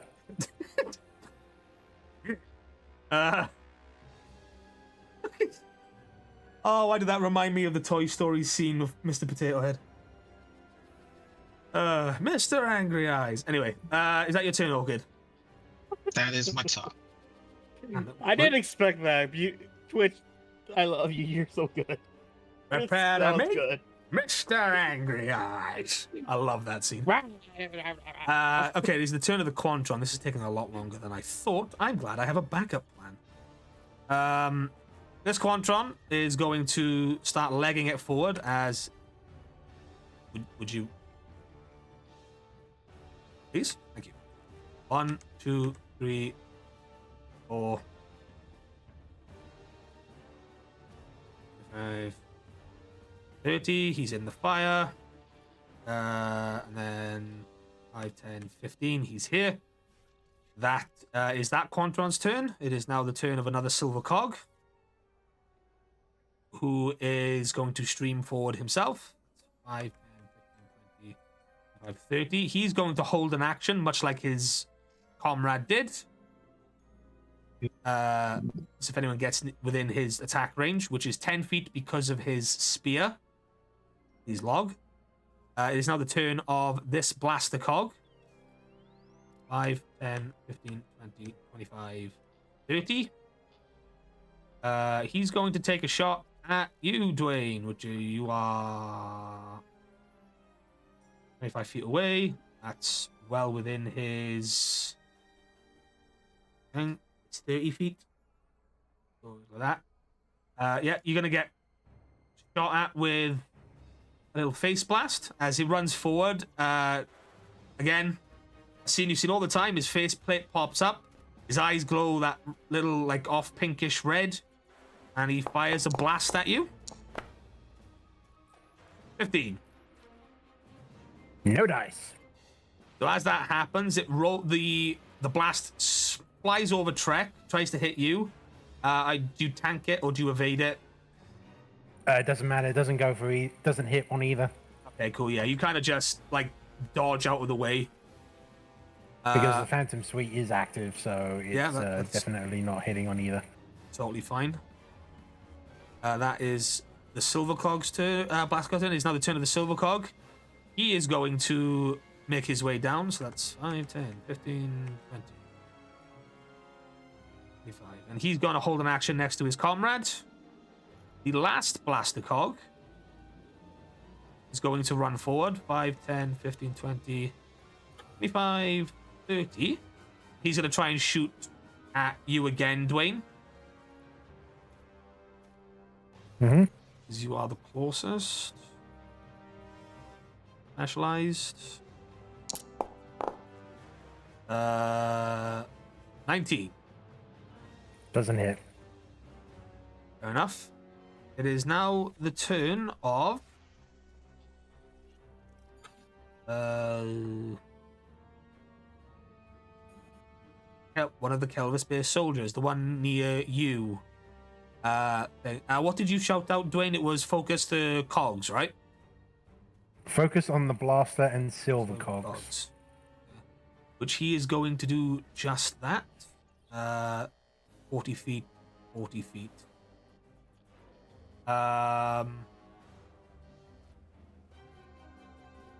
So he's not going to be rolling at a snag now because it's 60 feet, so it's within. Yeah, he's going to take aim. He's going to give him an upshift. Is he special? Yep. And he's going to take a shot. Oh, buddy. I'm not even gonna give myself the story point there. I'm just gonna do it to re-roll, considering this is mine. So I'm helping you. Never say I'm not a benevolent. So I'm gonna mulligan that one. Try that again, buddy. Oh, There thank you God. go. There you go. Good job, buddy. You did your job. And it actually hits the silver cog. It makes a dent. He takes like again, Arrow, this guy next to you, he takes a breath. Seeing what's happened, he's like, we can do this. We can hold the line. He takes a breath. And the shot rings out. It hits the silver cog square in the chest. It does the damage. And the cog kind of just like, it holds there, but it kind of like tilts its head. And because he hasn't moved, he's going to spot target. Which basically means if he succeeds this, which I'm assuming. Oh, what is the roll?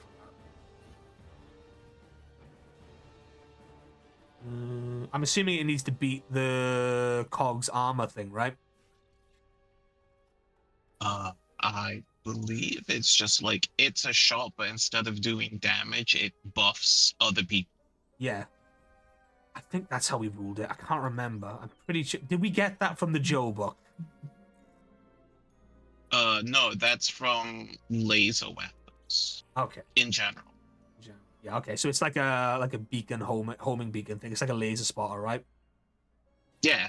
Yeah. So It's what instead of doing damage with it, you're putting a little red sight dot on it for your allies to hit. Yeah. Shift up. He's rolling at he's rolling at a snag here.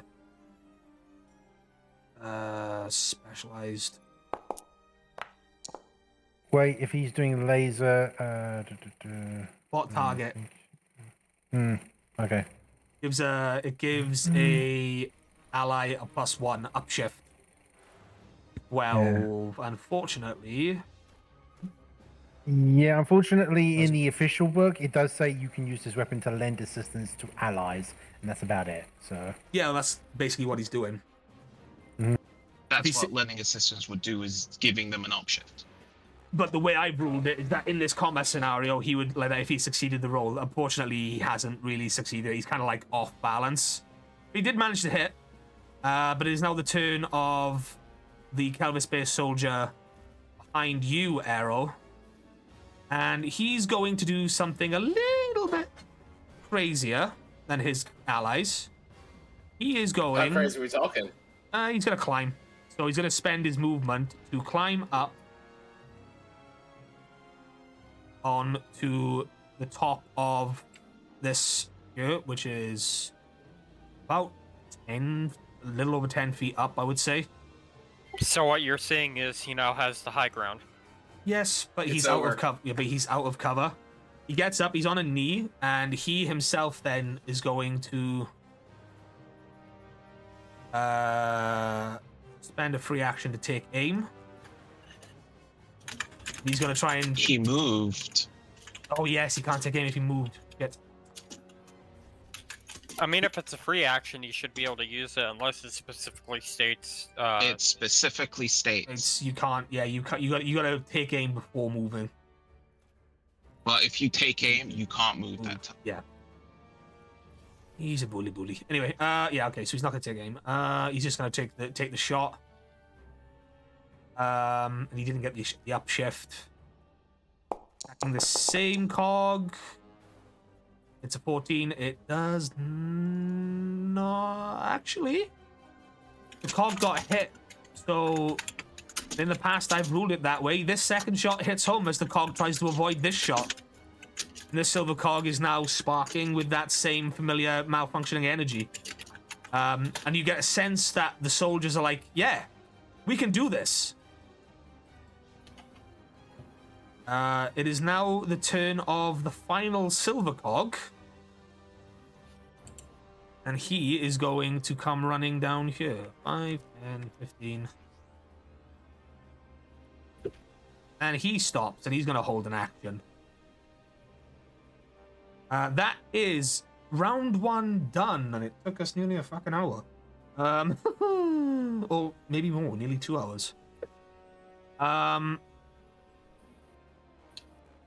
Hour and a half, really. Hour and a half. We now come to round 2. One medic has successfully evacuated one soldier. I'm just going to get rid of him. We'll change this around a little bit. They're attending. You see Zora, as the top of this goes up, Zora kind of looks around and says, "This is going to take too long. We need help."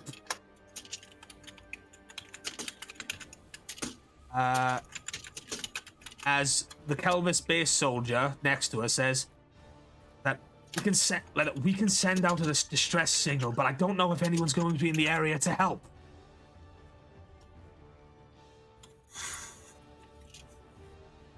It is at this point, all of a sudden, you hear the noise of a ship coming overhead.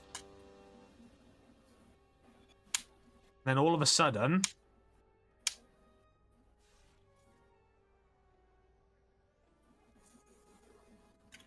one sec. You see a ship land right here.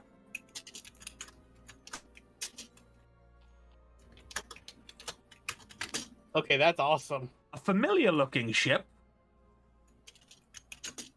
belonging to one not-so-trustworthy bounty hunter.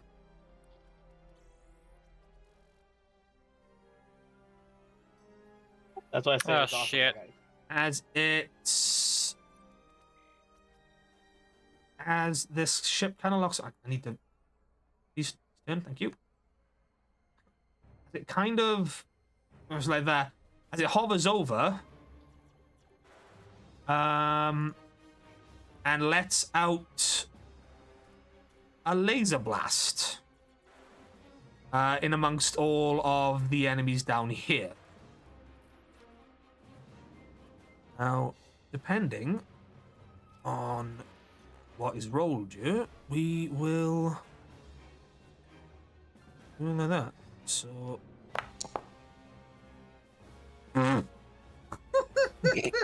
Wow. Wow, well, the dice don't lie. The dice really don't lie. Awesome. Would you like to use the game master point? It's not a thing. It's more like a. Do you remember like how I did with the rail cannons on Smilodia? It was like something that you could use and activate in time of like need. It's like a contact skill. Doesn't really work in that situation. It's kind of just kicked up dust. But what it's done, what the blast has done, there, the only thing that it will do is the only effect it's done is that it knocked out a bunch of the fire. It's kind of like kicked up enough dirt to knock the fire. And as the ship then kind of like backs away a little bit and lands, then you hear over your communications like, well, wasn't exactly the entrance I was hoping for, but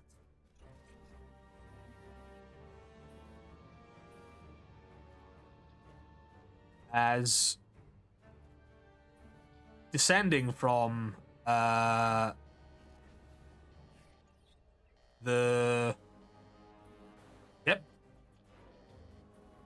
is Dwayne. Sorry, not Dwayne. Dane. Dane, sorry. And two of his Syrian mercs.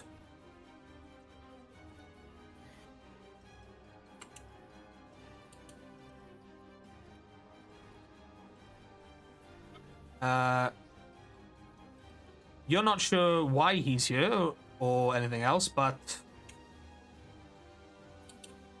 he's here, and they are going to join the initiative order, starting in this round. Well done, Dane. Gets an 8. And I like how he's down as Space Pirate. He shouldn't be. 1 sec. I just need to amend that.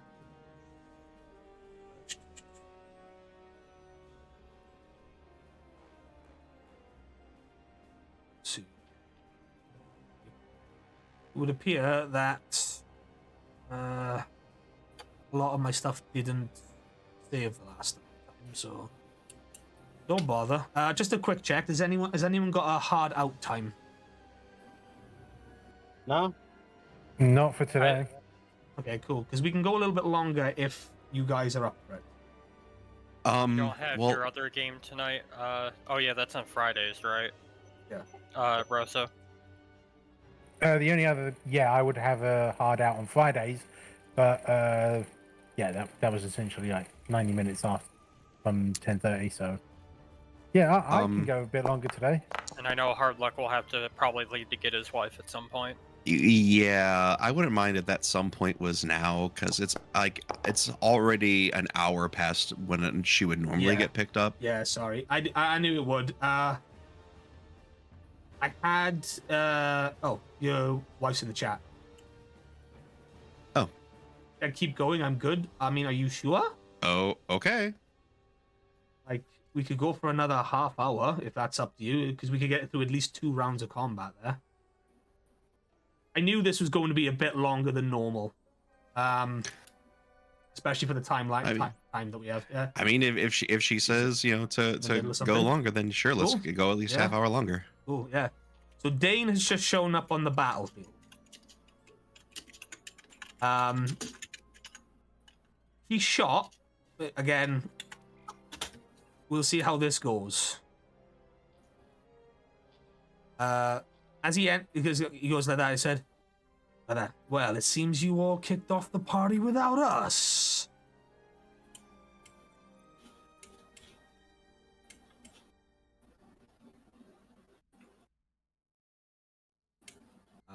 Then he was not going to say anything. Welcome to the party, pal. He just kind of gives a sinister grin. And then says, "Oh, I'm sorry, kitty cat. I wasn't talking to you."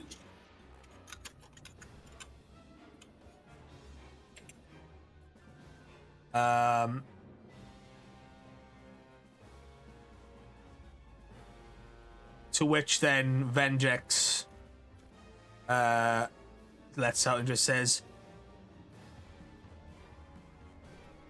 You're late. Tyrion. to which he just kind of shrugs and says, "There's been a change in our little business deal."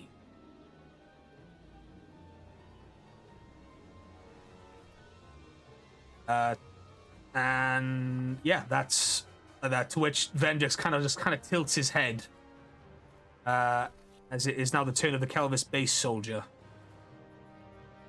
who takes a look back at the medics, and then says, "I'm gonna go and help them. We need to evacuate more." And he is essentially going to take himself out of combat here. So he's gonna go 5, 30, 35, and he's going to aid this medic down here. So after this round, two people will be evacuated, but this soldier is out for the rest of this round. It is now the turn of the Quantron.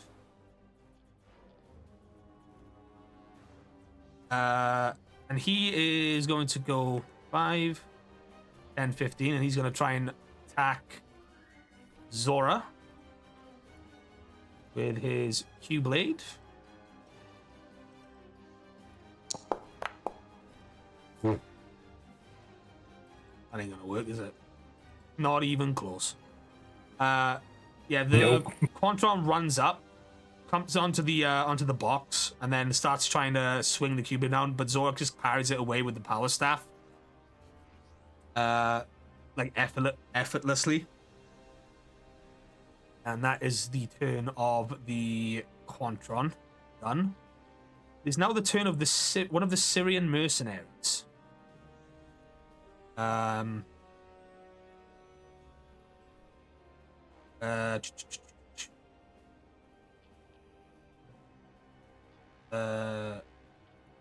he's going to. I didn't rename that one. Oops.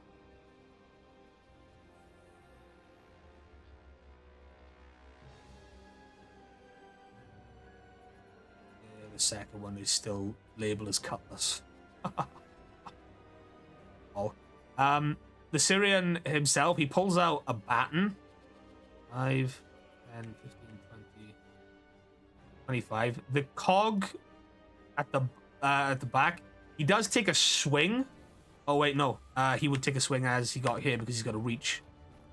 So he's gonna take a swing at the Syrian merc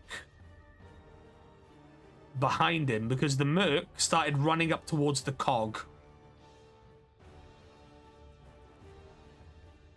Would that be a disadvantage because of the hang-up that cogs have around Syrians? It will be. So he will be rolling at snag. Syrians and Smalodians. It's a 12. Nothing hits. The Syrian with his baton kind of just knocks it away and continues to walk towards him. And then just with the same baton, he makes an attack roll. I can't believe it's still labeled as Cutlass. Whoopsie.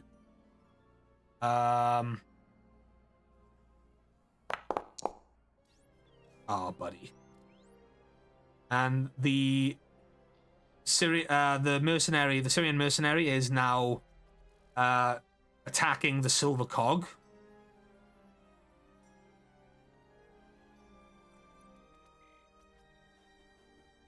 Oh, I didn't give him the 1-up shift on that roll. One sec. Because of mercenary inspiration. It's Dane's here. Let me veto that.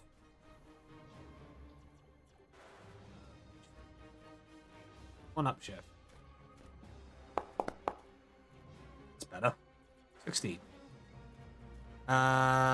It beats his evasion. Yeah, the merc goes up, and just after he kind of deflects, the cog tries to dodge, but like this baton hits home and then like sends an electric shock right up this guy, this poor cog, and the cog just goes down.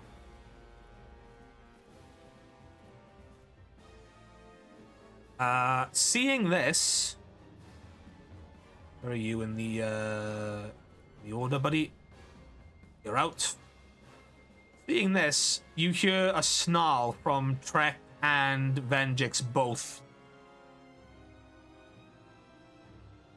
And Venjix says, just kind of yells out, What's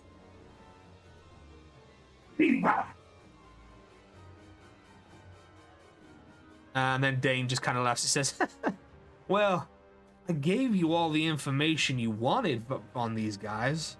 However, I've come across a couple of things that now benefit me a little bit more. So I no longer need the help of you or your master. I can handle Zed and Vile just fine. Basically revealing to you all that Dane was the mole. He's the one that leaked all the information to the enemies, which is kind of what you are now believing as to how they found out where all these medical caravans were. So, yeah, whilst at Kelvis base, you missed the opportunity to stop the mercs and Dane doing this. That was one of the secret things I just thought I'd fill you in on. Okay. Yeah, I just saw what you posted in the fucking chat in Discord.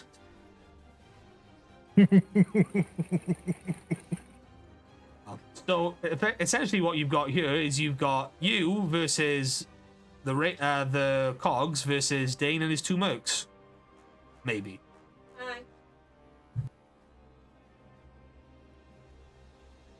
It is now the turn of Marika.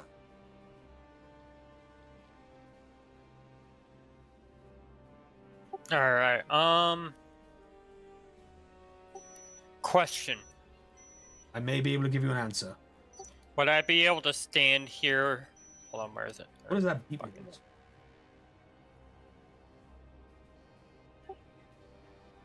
Oh, it's the music. Probably. Would I be able to stand right here without being directly in the fire? You would technically be in the fire. Ah. Alright. Actually, you know what? I could get right here, right? Bye-bye. Yeah, you Just can get right that on easy. top, right Yeah, next that to would her. be Alright. like 10 feet Yep. of thing. Like you'd have to like jump up onto it. She's just gonna pop up here, and now I'm in melee range. So we're gonna move to the Cyber Saber. Yep, totally. That. Remember, the +1 does apply to the Cyber Saber as well, because it's technically your Blade Blaster.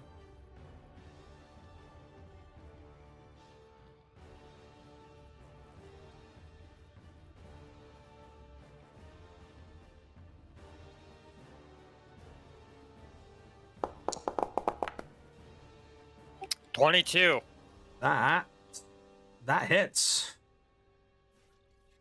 So yeah, you seeing the Quantron get carried away. It's in a curious position. You jump up onto one of the boxes and drawing your Cyber Saber from the grid pocket. You know what? It's like your Strike Blaster shifts into it, like kind of like blinks out of existence, and then your Cyber Saber is there. I'm gonna Power Strike too. So that's an extra 2 damage to it. Okay. That's a personal power, right? Yep.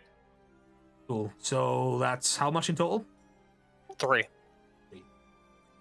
Okay. Yeah, you send grid energy through your saber, and you just slash upwards, causing 3 damage to the Quantron.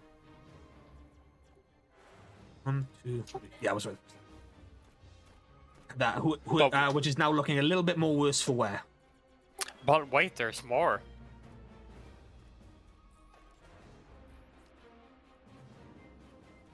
You have extra attack. 16. 16. I'm gonna say you're targeting evasion here because it's gonna try and dodge after the first successful attack, but you do hit it because its evasion is crap. So yeah, this Quantron goes down. All right.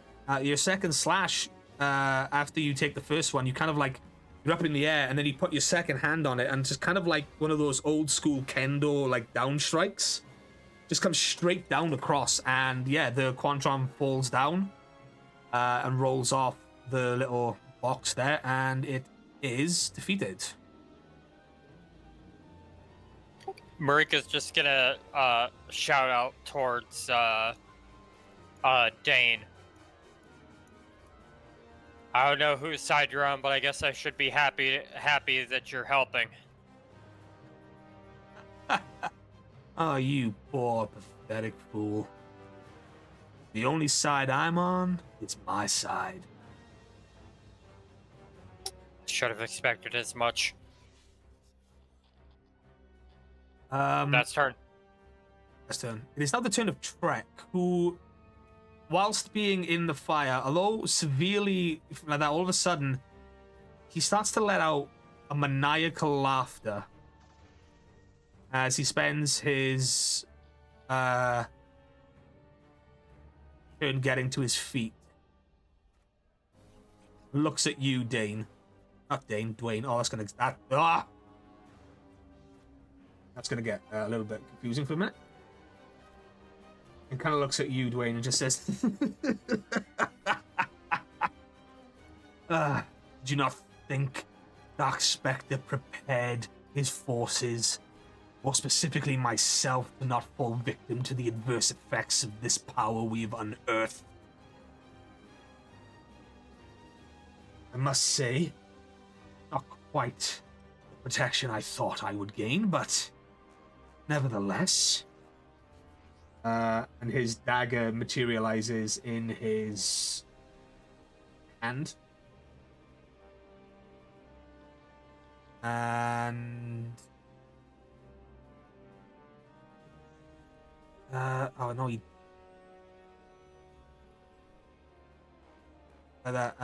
he's impaired. I'm gonna say, for the sake of what needs to happen, though, he's not gonna make an attack roll on either of you. But now, as he stands up, he kind of like swells with power, and the flames around him turn green. And are they the right ones? Yeah, they are. And all of a sudden, he kind of like pulls the fire into himself, and then sends it hurtling into the sky. Significantly just extinguishing the fire around him in the immediate zone. And then kind of with whatever residual energy is left, he kind of pulls it into himself and heals himself for 1 damage. But he does look disheveled. But that's going to have to be his turn because of him scoring a crit in the last round. He's not really allowed to do anything, but rule of cool story. It'll make sense, trust me. But yeah, he's now looking at you, Dwayne. Well, between you and Scott, and just saying, now the fun will begin. Vengeance, do what you need to do now. And yeah, that's his turn. There's now the turn of the downed Quantron, who spends his action standing up, because that's what he has to do.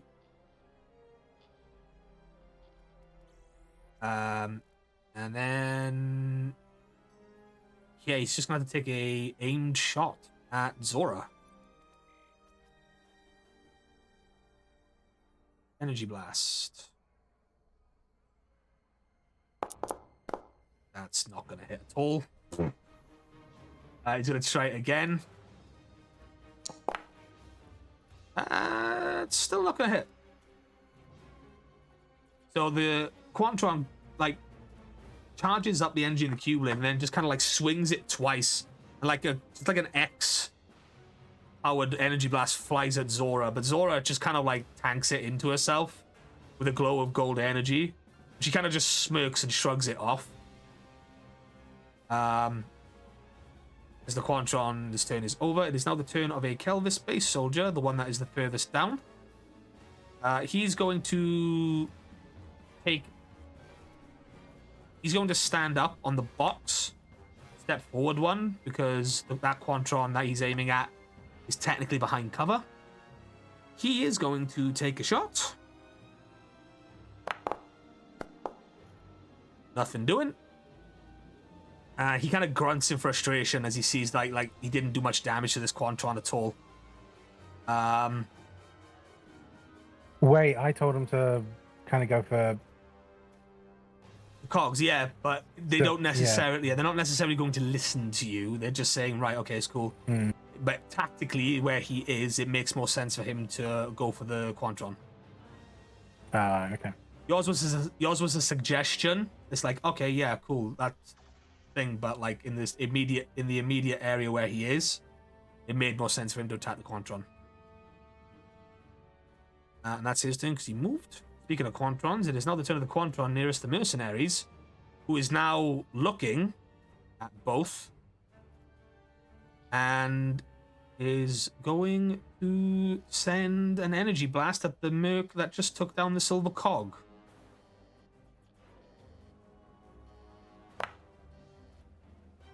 No, he ain't.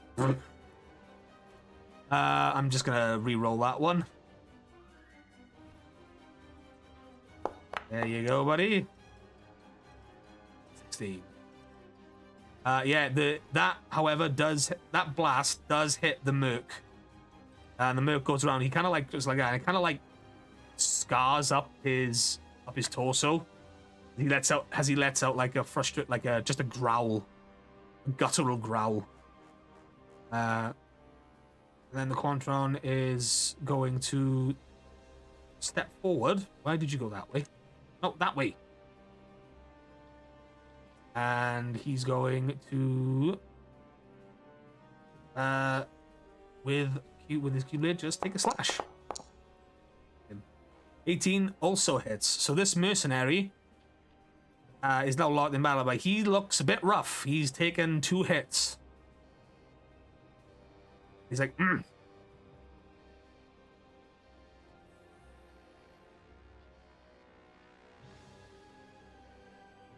Okay. Awesome. Yep. Cool. That's that Quantron's turn. It is now Zora's turn. And Zora, seeing that the fire has been put out, is going to run along here. 5, 10, 15. Normal because she's jumping down. 20. 25. She's next to Trek. She runs up the Trek. And she's going to take a shot at him with... Not a shot, but she's going to try and attack him with the golden power staff. Bonk him with the stick. Yeah, Trek is going to... I'm going to spend a story point for Trek to up his defense. Ah, Zora girl, come on.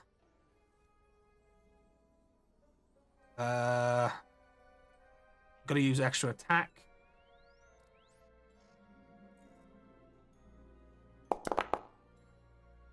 Nope, nothing doing. 7 and 2 sevens. God. Yeah, as Zora runs up, Trek sees her coming, and dagger meets staff. As Zora and Trek are now kind of locked together for a second, Zora says, "I had heard tell of Dark Spectre's own Power Ranger. Didn't think the grid could be perverted even further from what you did to Trey." To which Trek kind of just laughs and says, "Ah, so the Triforians lost his power. Well, transferred it anyway. And what's your shtick, hmm? Civilian looking for revenge?" To which Zora kind of just knocks the dagger away, and they're in a standoff, just like that. It's like, Eltar will not stand for your perversions any longer. Ah, so the Eltarians have sent us commander, have they? Well, far be it from me to not give you a proper welcome. And that's Zora's turn. Nova, you're up. See. 1, 2. Can I stand right here? You would technically be up on the box. All right, he's gonna come right here then. I mean, you, like I said, you can, but you would be up in the box, not in cover. Well, I don't want to be out of cover, so that's why. Okay, that's fair. So he's gonna come right here. This quadrant right here, and take aim. You've moved. All right, okay. Just fire it then. Yeah, just fire. Instead of the strike blaster, because I'm gonna do the cyber bow with this one.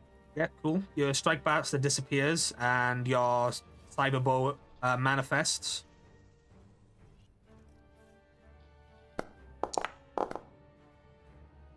That is a 19. Which quantum did you go yeah. after? Which one was it? The one in the this one right here. The undamaged one. I didn't see the damaged one until just now, but I'm not gonna change it.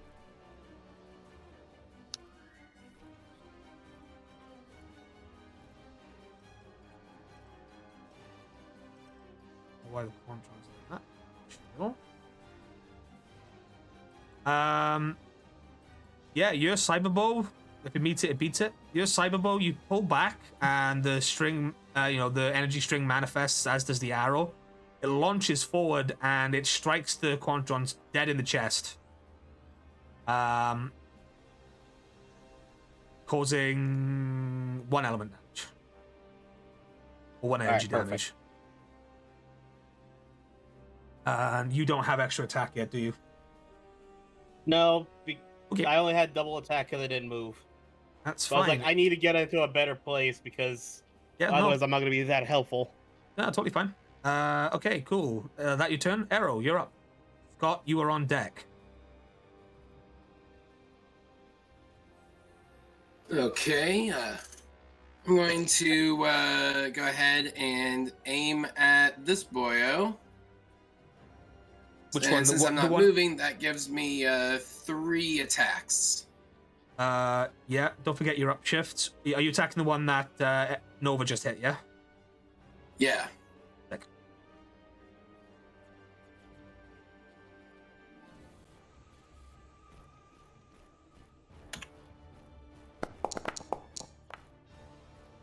Oh, snap. Hello.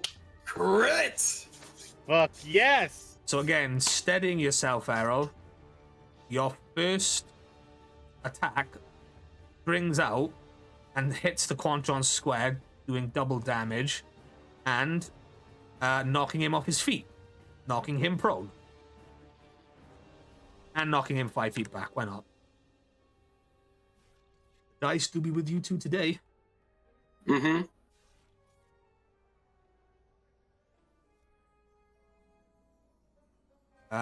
You still have attacks? Okay. Yep. 2 more attacks. I'll go ahead and fire another one at it. Do I roll with edge? Roll with edge. You get edge. He's prone. Edge and upshift. Yeah, you still get your upshift.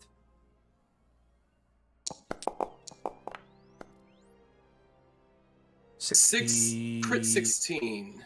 It cannot evade. I'm going to say yes. This hits. And it's this Quantron is out for the count. Okay. The Quantrons no longer benefit from their perk because 2 of them are down. Okay, and I will aim at the last one. This one is similarly damaged. Your third attack. 14. I'm gonna say he's also gonna try and dodge because he's on low health, but if it meets it, it beats it. Okay. All 3 successful attacks. So this Quantron is looking worse for wear.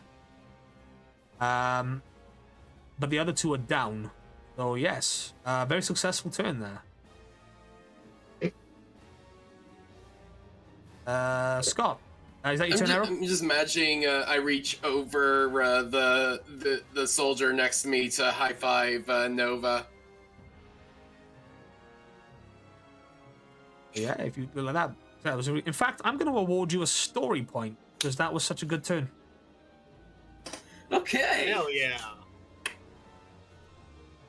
Cinematically, that would look amazing. Yeah, you just fired off 3. Like I took down 1, and then the other one is now hurt. Yeah, Scott, it is now your turn. You have Trek in front of you, but Venjix directly behind you. Yeah, well, I'm not gonna leave Orchid alone with this mechanical monster, so I'm gonna do an about face and get to bonking. Sure. So I start bonking. That's garbage. That's a crit.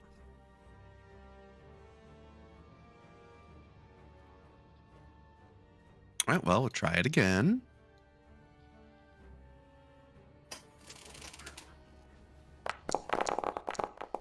Oh, for Pete's sake! Well, you do get a story point. It's like, can I? Yeah, you can spend it. I'll Yeah, reroll yeah, that. yeah. The mulligan roll. It's fine. It is the most used roll in this system. I've seen it across multiple other games.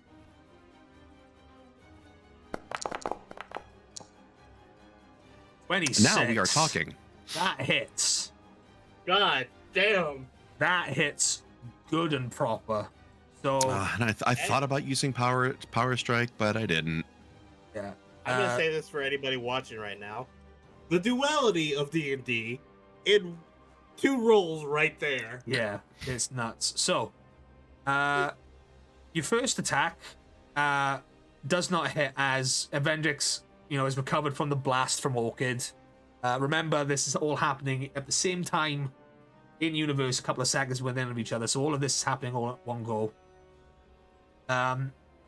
He manages to parry the first attack, but you quickly reassert yourself, plant your feet, and your second attack, Screamer Stick, comes down and hits him squarely across his mechanical jaw, or lack thereof.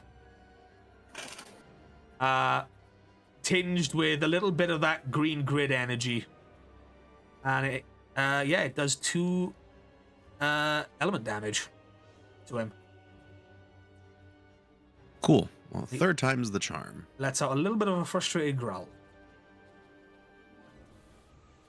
And I'll go ahead and spend a power point to add 1 damage Personal power. to this next one.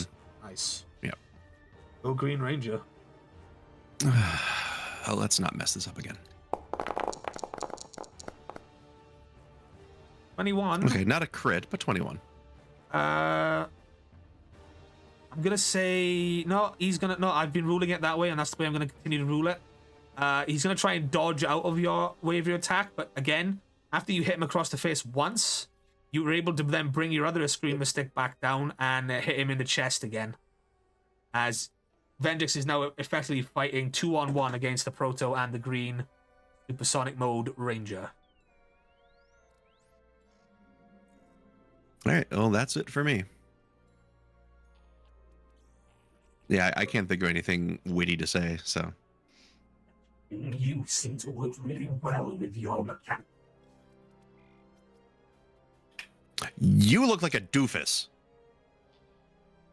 You can see why Dwayne is the snarky one of this pairing.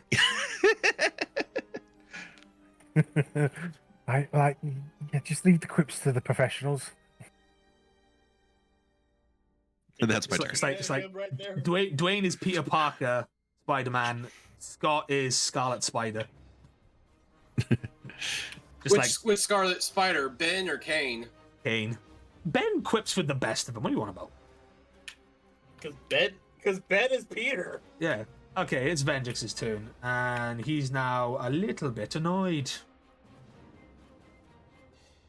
So, No, what we do?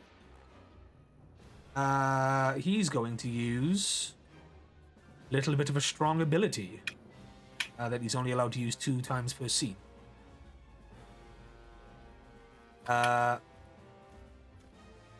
He's going to use Thunderburst, which Thunder tits.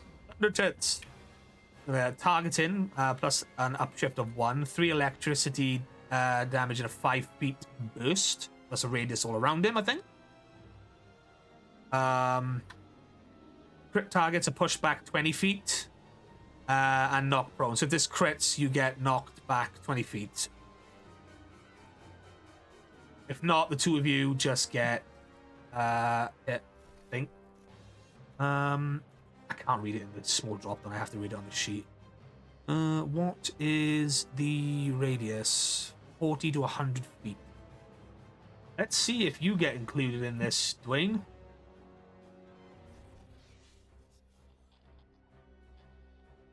Wait, yeah. if it's just the burst of like 5 feet, then No, it's in a 40 to 100 feet radius. Wait. Actually, okay. no. Let me reread that. But well spotted, actually. As It written. sounds Well, like a Dwayne's within grenade. 15 feet, so that would be right. It would be with a snag then, wouldn't it? Oh, Because wait, it would hang be on. under the 40-foot range. No, I think it's right. No, I've done it wrong. He can shoot it to a energy, and then it's the Then, wait, what? So it's like a grenade. Right. He can yeah. shoot it between 40 and 100 foot. Right. Okay. So if it's beyond 40, it's a snag. Where it lands is a 5-foot radius. Yeah. Okay. Cool. Oh well, that's changed my idea actually because I misread that. He's not going to do that. Sorry.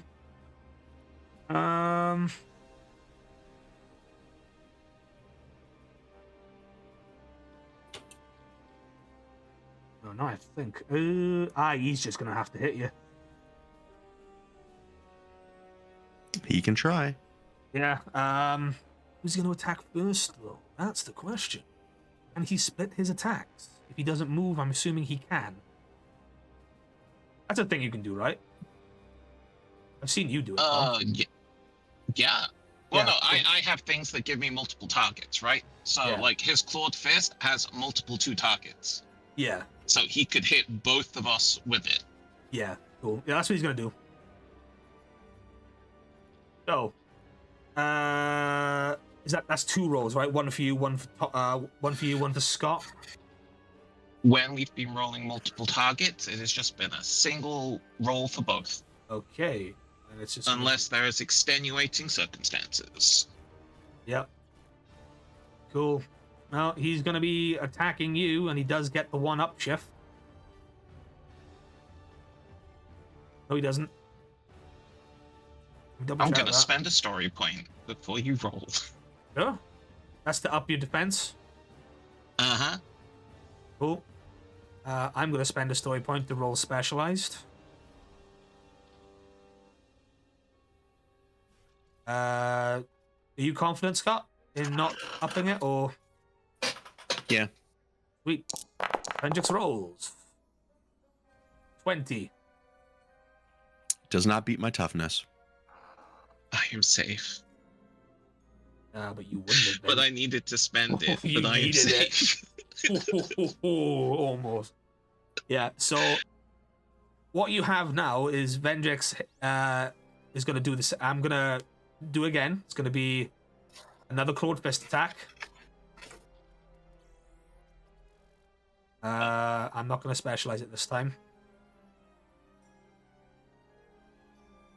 I'm gonna spend another story point. I will abstain. Probably should have specialized, but there we are. No, it's funny you didn't. No, I know, but it's just the way it is. Awesome. Vendrix is now Slayer. So with the claws on his fists, he's a really good fighter. There's a reason he's an Imperial Warlord. As he's clashing blows with the two of you, Scott, you parrying and trying to make an attack with your Screamer Sticks. Orchid, you trying with your proto cannon in hand, just knocking it away. You get the sense that Vendrix is almost enjoying this. It's almost like, finally, I've got someone to test me.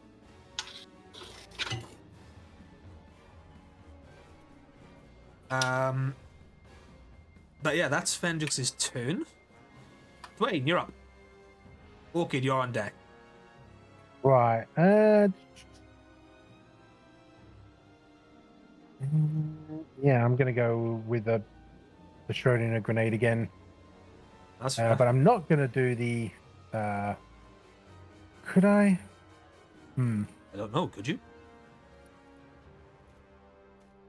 Yeah, I could go with the Harathi crystal grenades again. Because that's the point of the Schrodinger grenade, is that they're any type I want them to be. Yep.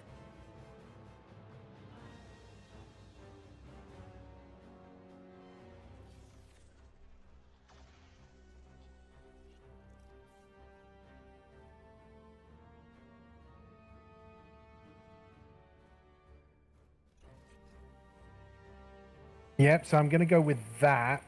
Can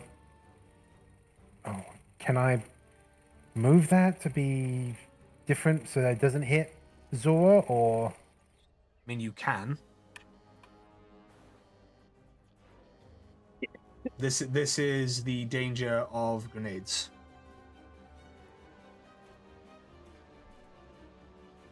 Yeah, so for that one, I'll shoot it from there. Sure. Go ahead.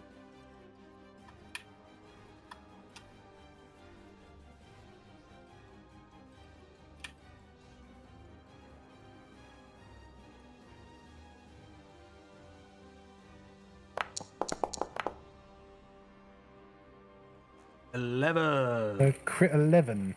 Nothing doing on either. Does it knock him prone? Since it's a crit, or? I'm going to say it knocks the cog prone, but for Trek, not so much. It's too far underneath it. So you're not the blaster cog prone. Trek just kind of like, You son, Right, you son of a gun.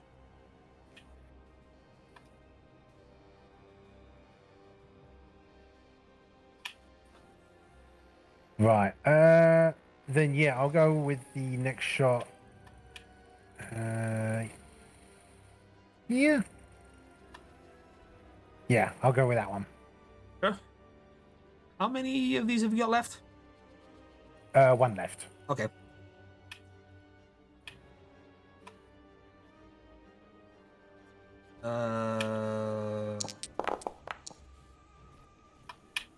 Crit 10.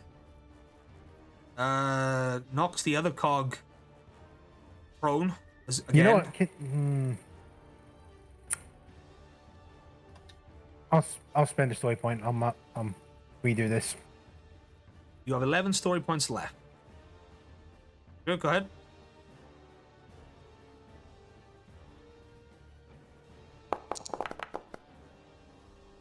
Well, nothing doing.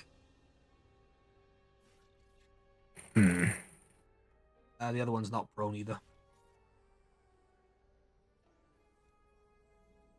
No, I'll just, because I'm not moving, I'll blast the blaster with a normal shot then. Cool. The one that's prone? Yep. Roll with edge.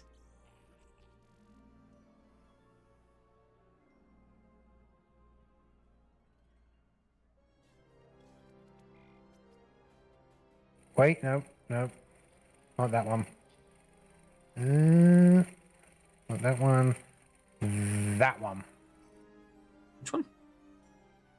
I'm going to change targets to the Quantron because that's the range within my range.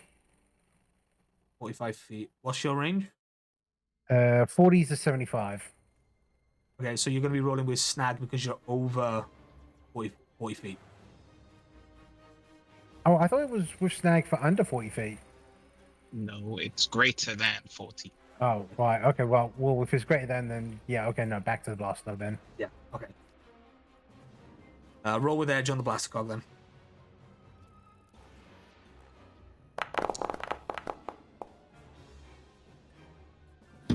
Nothing doing. 13? Nope, nothing doing. Well, that's turn then. So you fire out the grenades. They go off, and again it blows that one down. The other one kind of just there's a bunch of crystals scattered over the place, but it wasn't as effective as the last times you have done it. Trek just kind of shrugs it all off. And your final pistol blast, strike blaster, just kind of sails overhead of the cog. It's getting kind of hard to see in this blizzard. As that ends your turn. Orchid, you're up.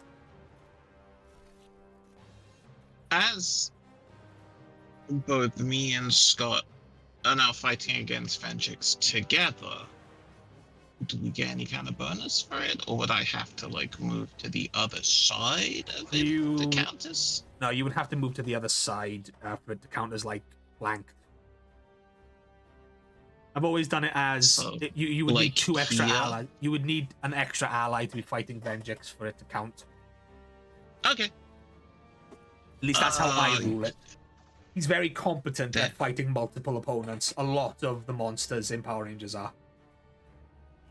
Then I will roll it back to the last turn.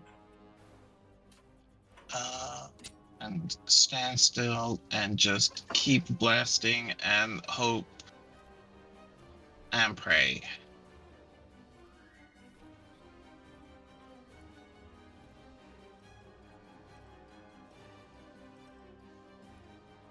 So, blast number 1. Jesus Christ. Oh my god. Jesus fuck. I think that's the highest roll we've ever hit. I genuinely think 30 is... Right, hang on here. Wow. It could be. It's not double. That is a crit. Jesus. Yeah, it is.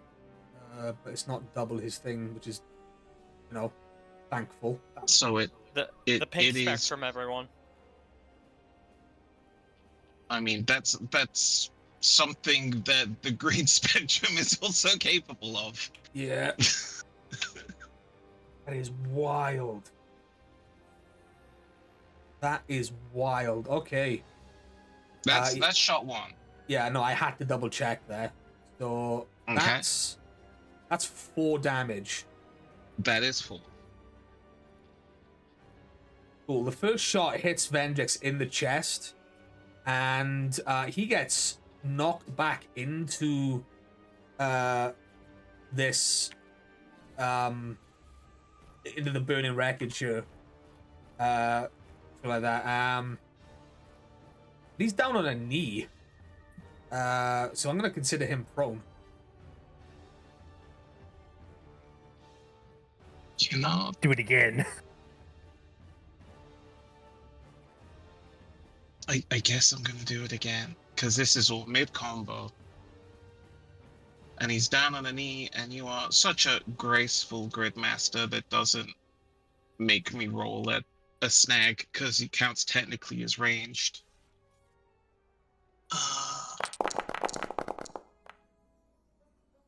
17 crit. Unfortunately, doesn't beat anything.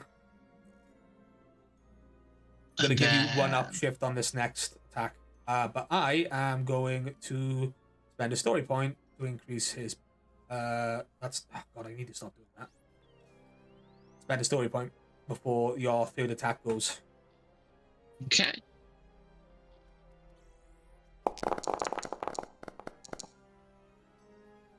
Holy shit! Fuck me. Well, I'm pretty sure that's now the highest roll we've ever had. Right, okay. God damn. 25, 26, 28, 29. Holy shit. Yeah, okay. What the fuck? Yeah, so that hits. But Vendrix is now looking very not in a good way.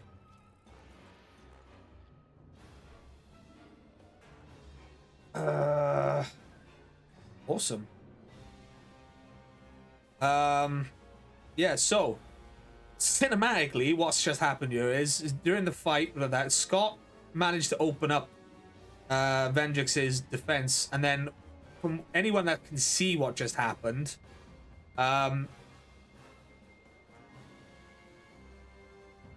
Orchid just Orchid- Robocop shot this guy. Orchid with the proto cannon or the proto blaster, just sent off 3 incredibly accurate shots, in all intents and purposes, that have just absolutely nailed one of the top guns of the Machine Empire and put him completely on the back foot.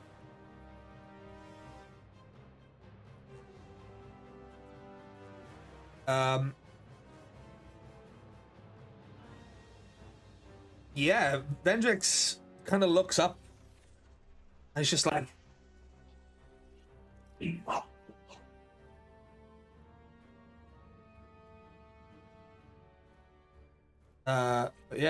is that your turn, Orchid? The sands here. Yeah, that's my turn. Absolutely wild. That was insane. Close-up turret. Orchid does it all. It is now the turn of the Syrian mercenary that is down here. Seeing his buddy worse for wear, he's going to just instantly run at this Quantron. So it's in this kind of position. Oh, no, it's not, because there's only 2 of them. If Dane was there, this would be considered flank, but it's not his turn yet. But it will be. And this Syrian is just going to completely just rain down hell on this guy if he can. No, he can't. And yeah, the Syrian Mercure. Oh wait, hang on. They've got the gang up ability, haven't they? They do. Sorry, I need to mulligan that and roll with edge.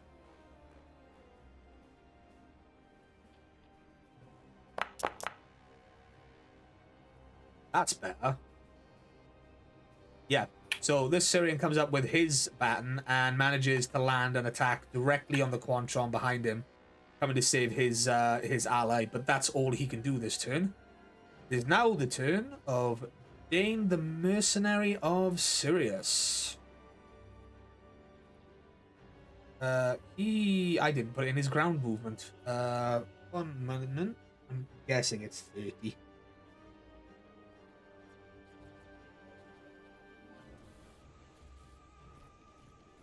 Yeah, 30 feet. 5, 10, 20. Okay. Now this Quantron is considered surrounded and or flanked. Alright, Dane, let's take a look at your stupidly long list of abilities. So, interesting fact. As Dane walks forward, anyone who can see him, Scott, you in particular, you see him pull out a set of batons that kind of look like what yours used to look like before they got a grid energy upgrade. That's gimmick infringement. I'll sue. Yeah, me and Tom had a laugh when we read it. I was just like, he's just got Scott's weapon. That's hilarious. But yeah. And they are glowing with a little bit of like plasma energy. And he's going to take and swing plasma energy in paired form. On this individual. Do you benefit, Dane, from the gang up ability? Nope. Nope, he doesn't. So just gonna roll. Ha, Dane, not a good showing, my buddy. Not a good showing whatsoever.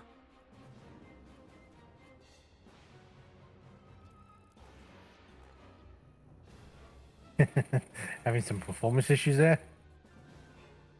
He doesn't respond. He's just kind of like very analytical in his thing. Yeah, that was the right roll. Okay, game. Fair enough. Oh, yeah, wait. No, I understand. Oh, yeah, that's for 2 targets. Okay, yeah, fair enough. There's other moves I could have done, but that's fine. He doesn't have an extra attack or anything. But...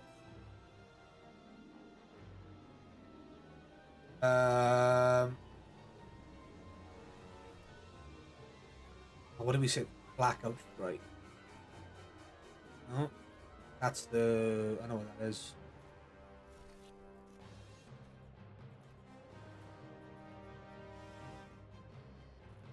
All weapons in the area nullified. That's not going to work on them. Awesome. Yeah, that's his turn for now. He kind of grins. He's kind of just like, interesting. That is now the turn of the Blaster Cog in front of Freck, and I think he's going to take a shot at Zora. I'm targeting the wrong person. Base Blast targeting Specialized Zora.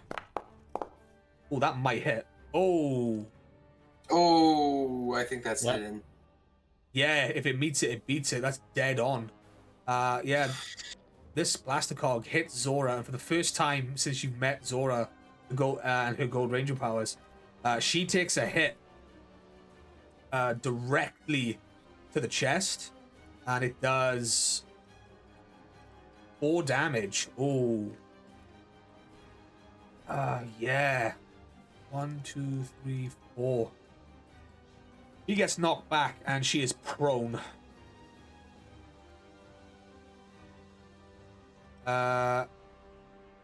And now this Blaster Cog is going to take a second shot at Zora.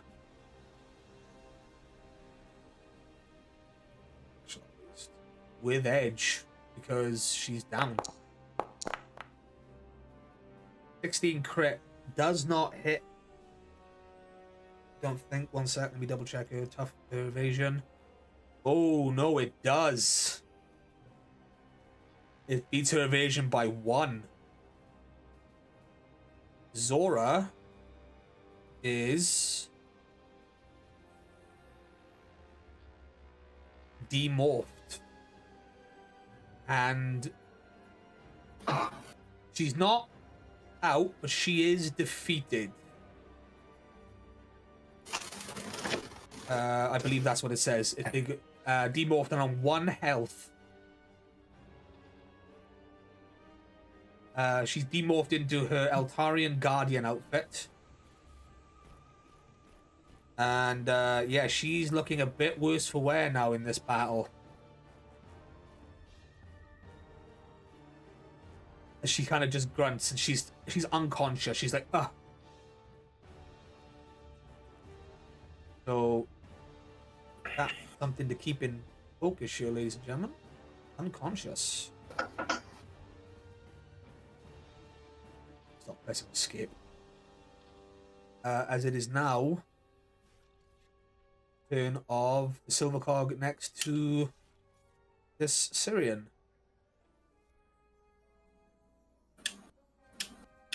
who is going to try and finish off the Syrian himself with his Cog Spear. Specialized. I used to the Cog Spear, man. That's it. Oh yeah. He takes a swing at the Merc, does the Cog, and the Merc goes down. He's not defeated, he's just unconscious. as Dane kind of like snarls and then makes a call. I really need to stop pressing escape. Raises his wrist to his mouth and makes the call of makes the call to the ship. Well, you assume which is ship. He says that prepare cannon fire. Yeah, that is the turn of. Oh, it's still the Blaster Cog's turn, and he can still. No, he can't. How far away are you, Dane? Oh, you're in range. With his Cog Spear, he's gonna take a slap at Dane. 21 crit. Oh, that hits. So Dane takes 2 sharp damage because he was distracted.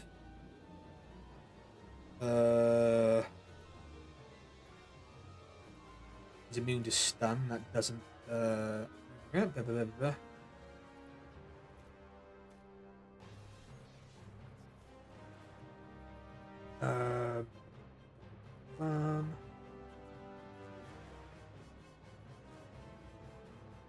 Okay, cool. Yeah, that's that Cog's turn. Wow, that Cog had a great time.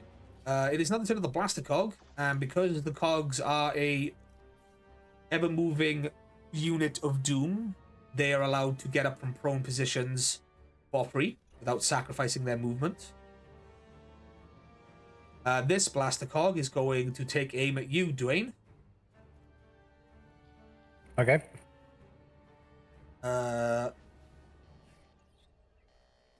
Specialized. Takes a shot. 20 crit.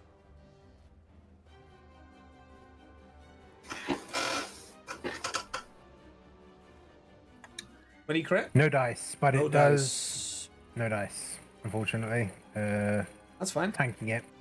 Cool. No, that's fine. I'm gonna say it knocks you back 5 feet because it's a crit. Yep. But you're used to this. You just go back there. And he's gonna take a second shot.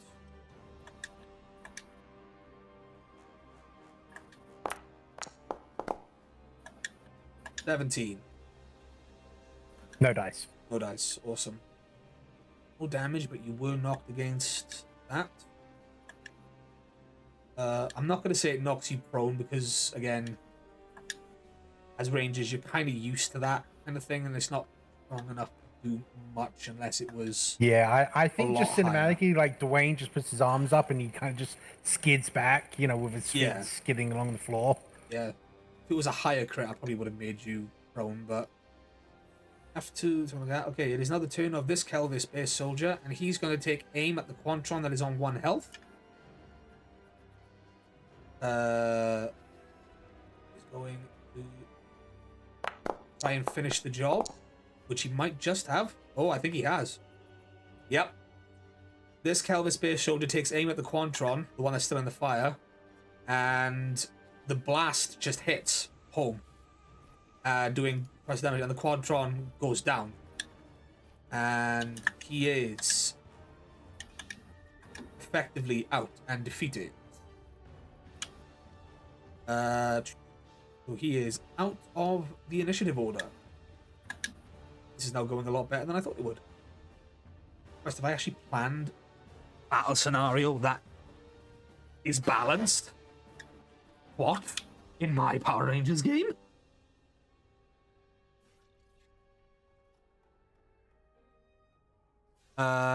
Yeah.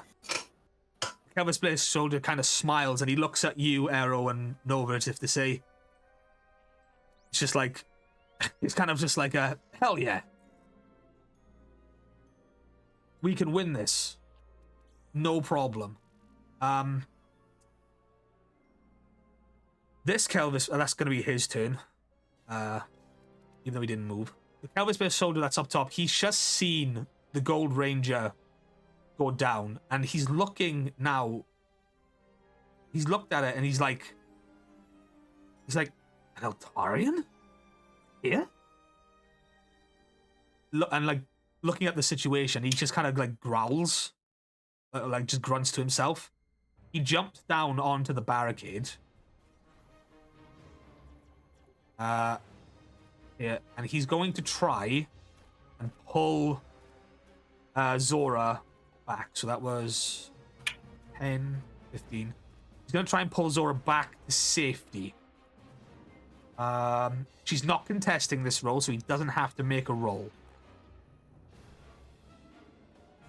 He's quite lucky here. So I need to things to be like 5, 10. He would only get to about here with her. He's now next to you, Arrow, trying to get Zora to safety. Mm-hmm. It is now the turn of this silver cog, who has turned his attention to this mercenary here, and he's going to try and hit him with a fist.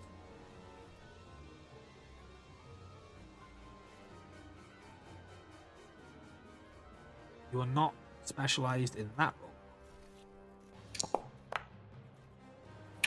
13 crit, that does not hit on the Syrian mercs. The Syrian mercenary there just kind of like dodges away, doesn't allow it to happen. Yeah. That is that cog's turn. We come to the top of the turn order, and another 2 individuals have been evacuated as the soldier makes his way back to the field over here at the back. He kind of yells out, he's like, "What's the situation?" Over the howl of the wind, the blizzard. Under control. Situation's normal. How are you? How are you? We're all fine here now. Yeah. How are you? The references. This is fine. One of, if not the greatest movie ever made, right there. Okay, so he's back. So he's going to now just move 5, 10, 15, 20, 25, 30. Trying to get back into the fray as he kind of spots what's going on with Zora. He's going to then spend another action to try and get as close as he can. So it's 5, 10, 15. That's all he can do. Marika, it is... Well, actually, what time are we on? It's 11 o'clock. If you want to end here, we can. Yeah, I'm going to say we're going to end That's it. here, because actually we're coming up on the next little cinematic thing I planned for this battle, because we're on round 3. It's kind of a quick one. But it involves you, Orchid. If you want to play it out now, we can. Or we can save it for next session. If we have time, yes. I mean, If not, I'm good to wait. It's literally whatever. It's going to involve Venjix leaving the battle, whatever happens. That much I can give away. Does it have the chance to end on a cliffhanger? Yes. Do it. Okay, so Venjix pops back to his feet, and instantly his what's it called? His shadow claw type weapon like pops up in his hand. He instantly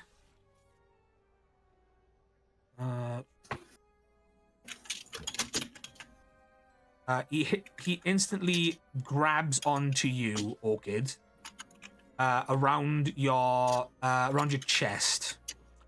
I need you to. This isn't going to cause damage. This is just going to.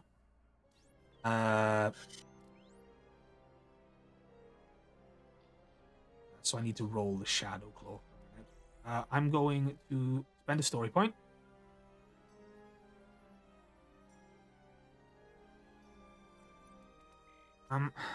Specialized. Oh my lord. Okay, I'm spending a story point again to re-roll that. Try that again. A little better, 13 crit. So I need you to roll a might, just a might roll. Straight up might roll.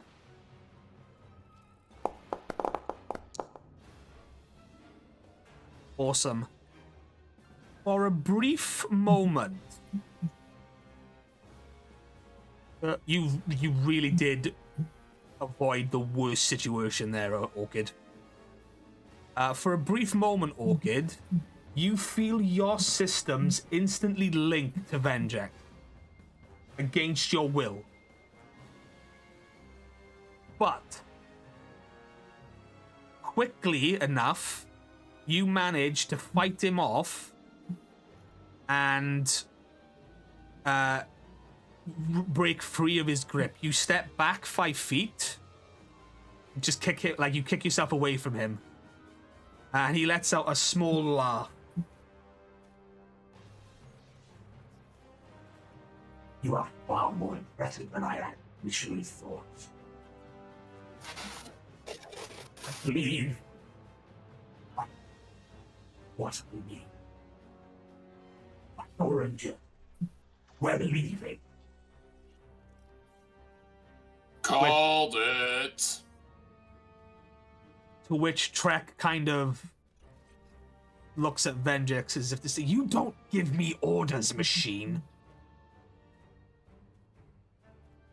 We have what we came for. Now we will retreat. And in a blinding flash, Venjix teleports away from the combat area. Can I cinematically unload as he teleports away? Oh yeah, 100%. And grunting in frustration as he sees the opportunity to take out the Gold Ranger, but on also take revenge, Trek kind of Trek, unable to stop himself from gloating, says, "Well, my friends, it seems the next time we meet, I'll have a certain advantage." Hey, Trekkie, before you go, called it. You didn't call it. I'll see you soon, I literally Rangers. scripted out this entire fight, and you're... In a flash of green, Blame, he's just gone. Orchid, I'm gonna need you now to roll. You can either do science or technology for this one, or even. Oh no, it wouldn't be that. No, science or technology. Just flat? Yeah, just flat. Your ones. It's basically you doing a scan of yourself. I count as advanced engineering, right? That's why I have. No, you are the most basic robot in this universe. I'm the most basic robot in this universe. Okay, I'll roll without advanced engineering. No, it is advanced engineering, 100%.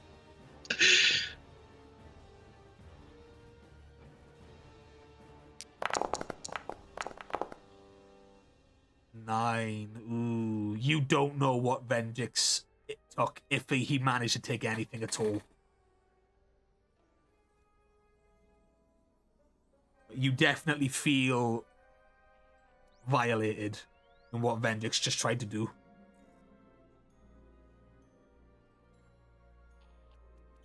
So whether he managed to take anything away from you, Orchid, and whether you let your teammates know in the immediate moment is up to you. However, that brings episode 53 to an end.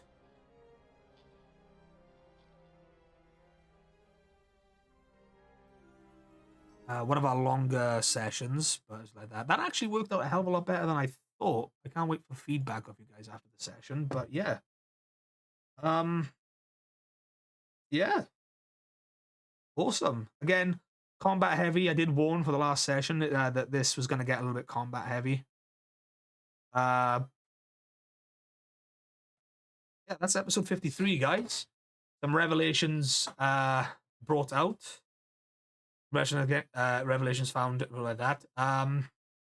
Unfortunately, Orchid, you did not meet the requirement to figure out the secret thing. Which is what that one was. So you are being left on a bigger cliffhanger than normal. Cliffhanger. Yes, on the next episode, we will probably conclude that fight.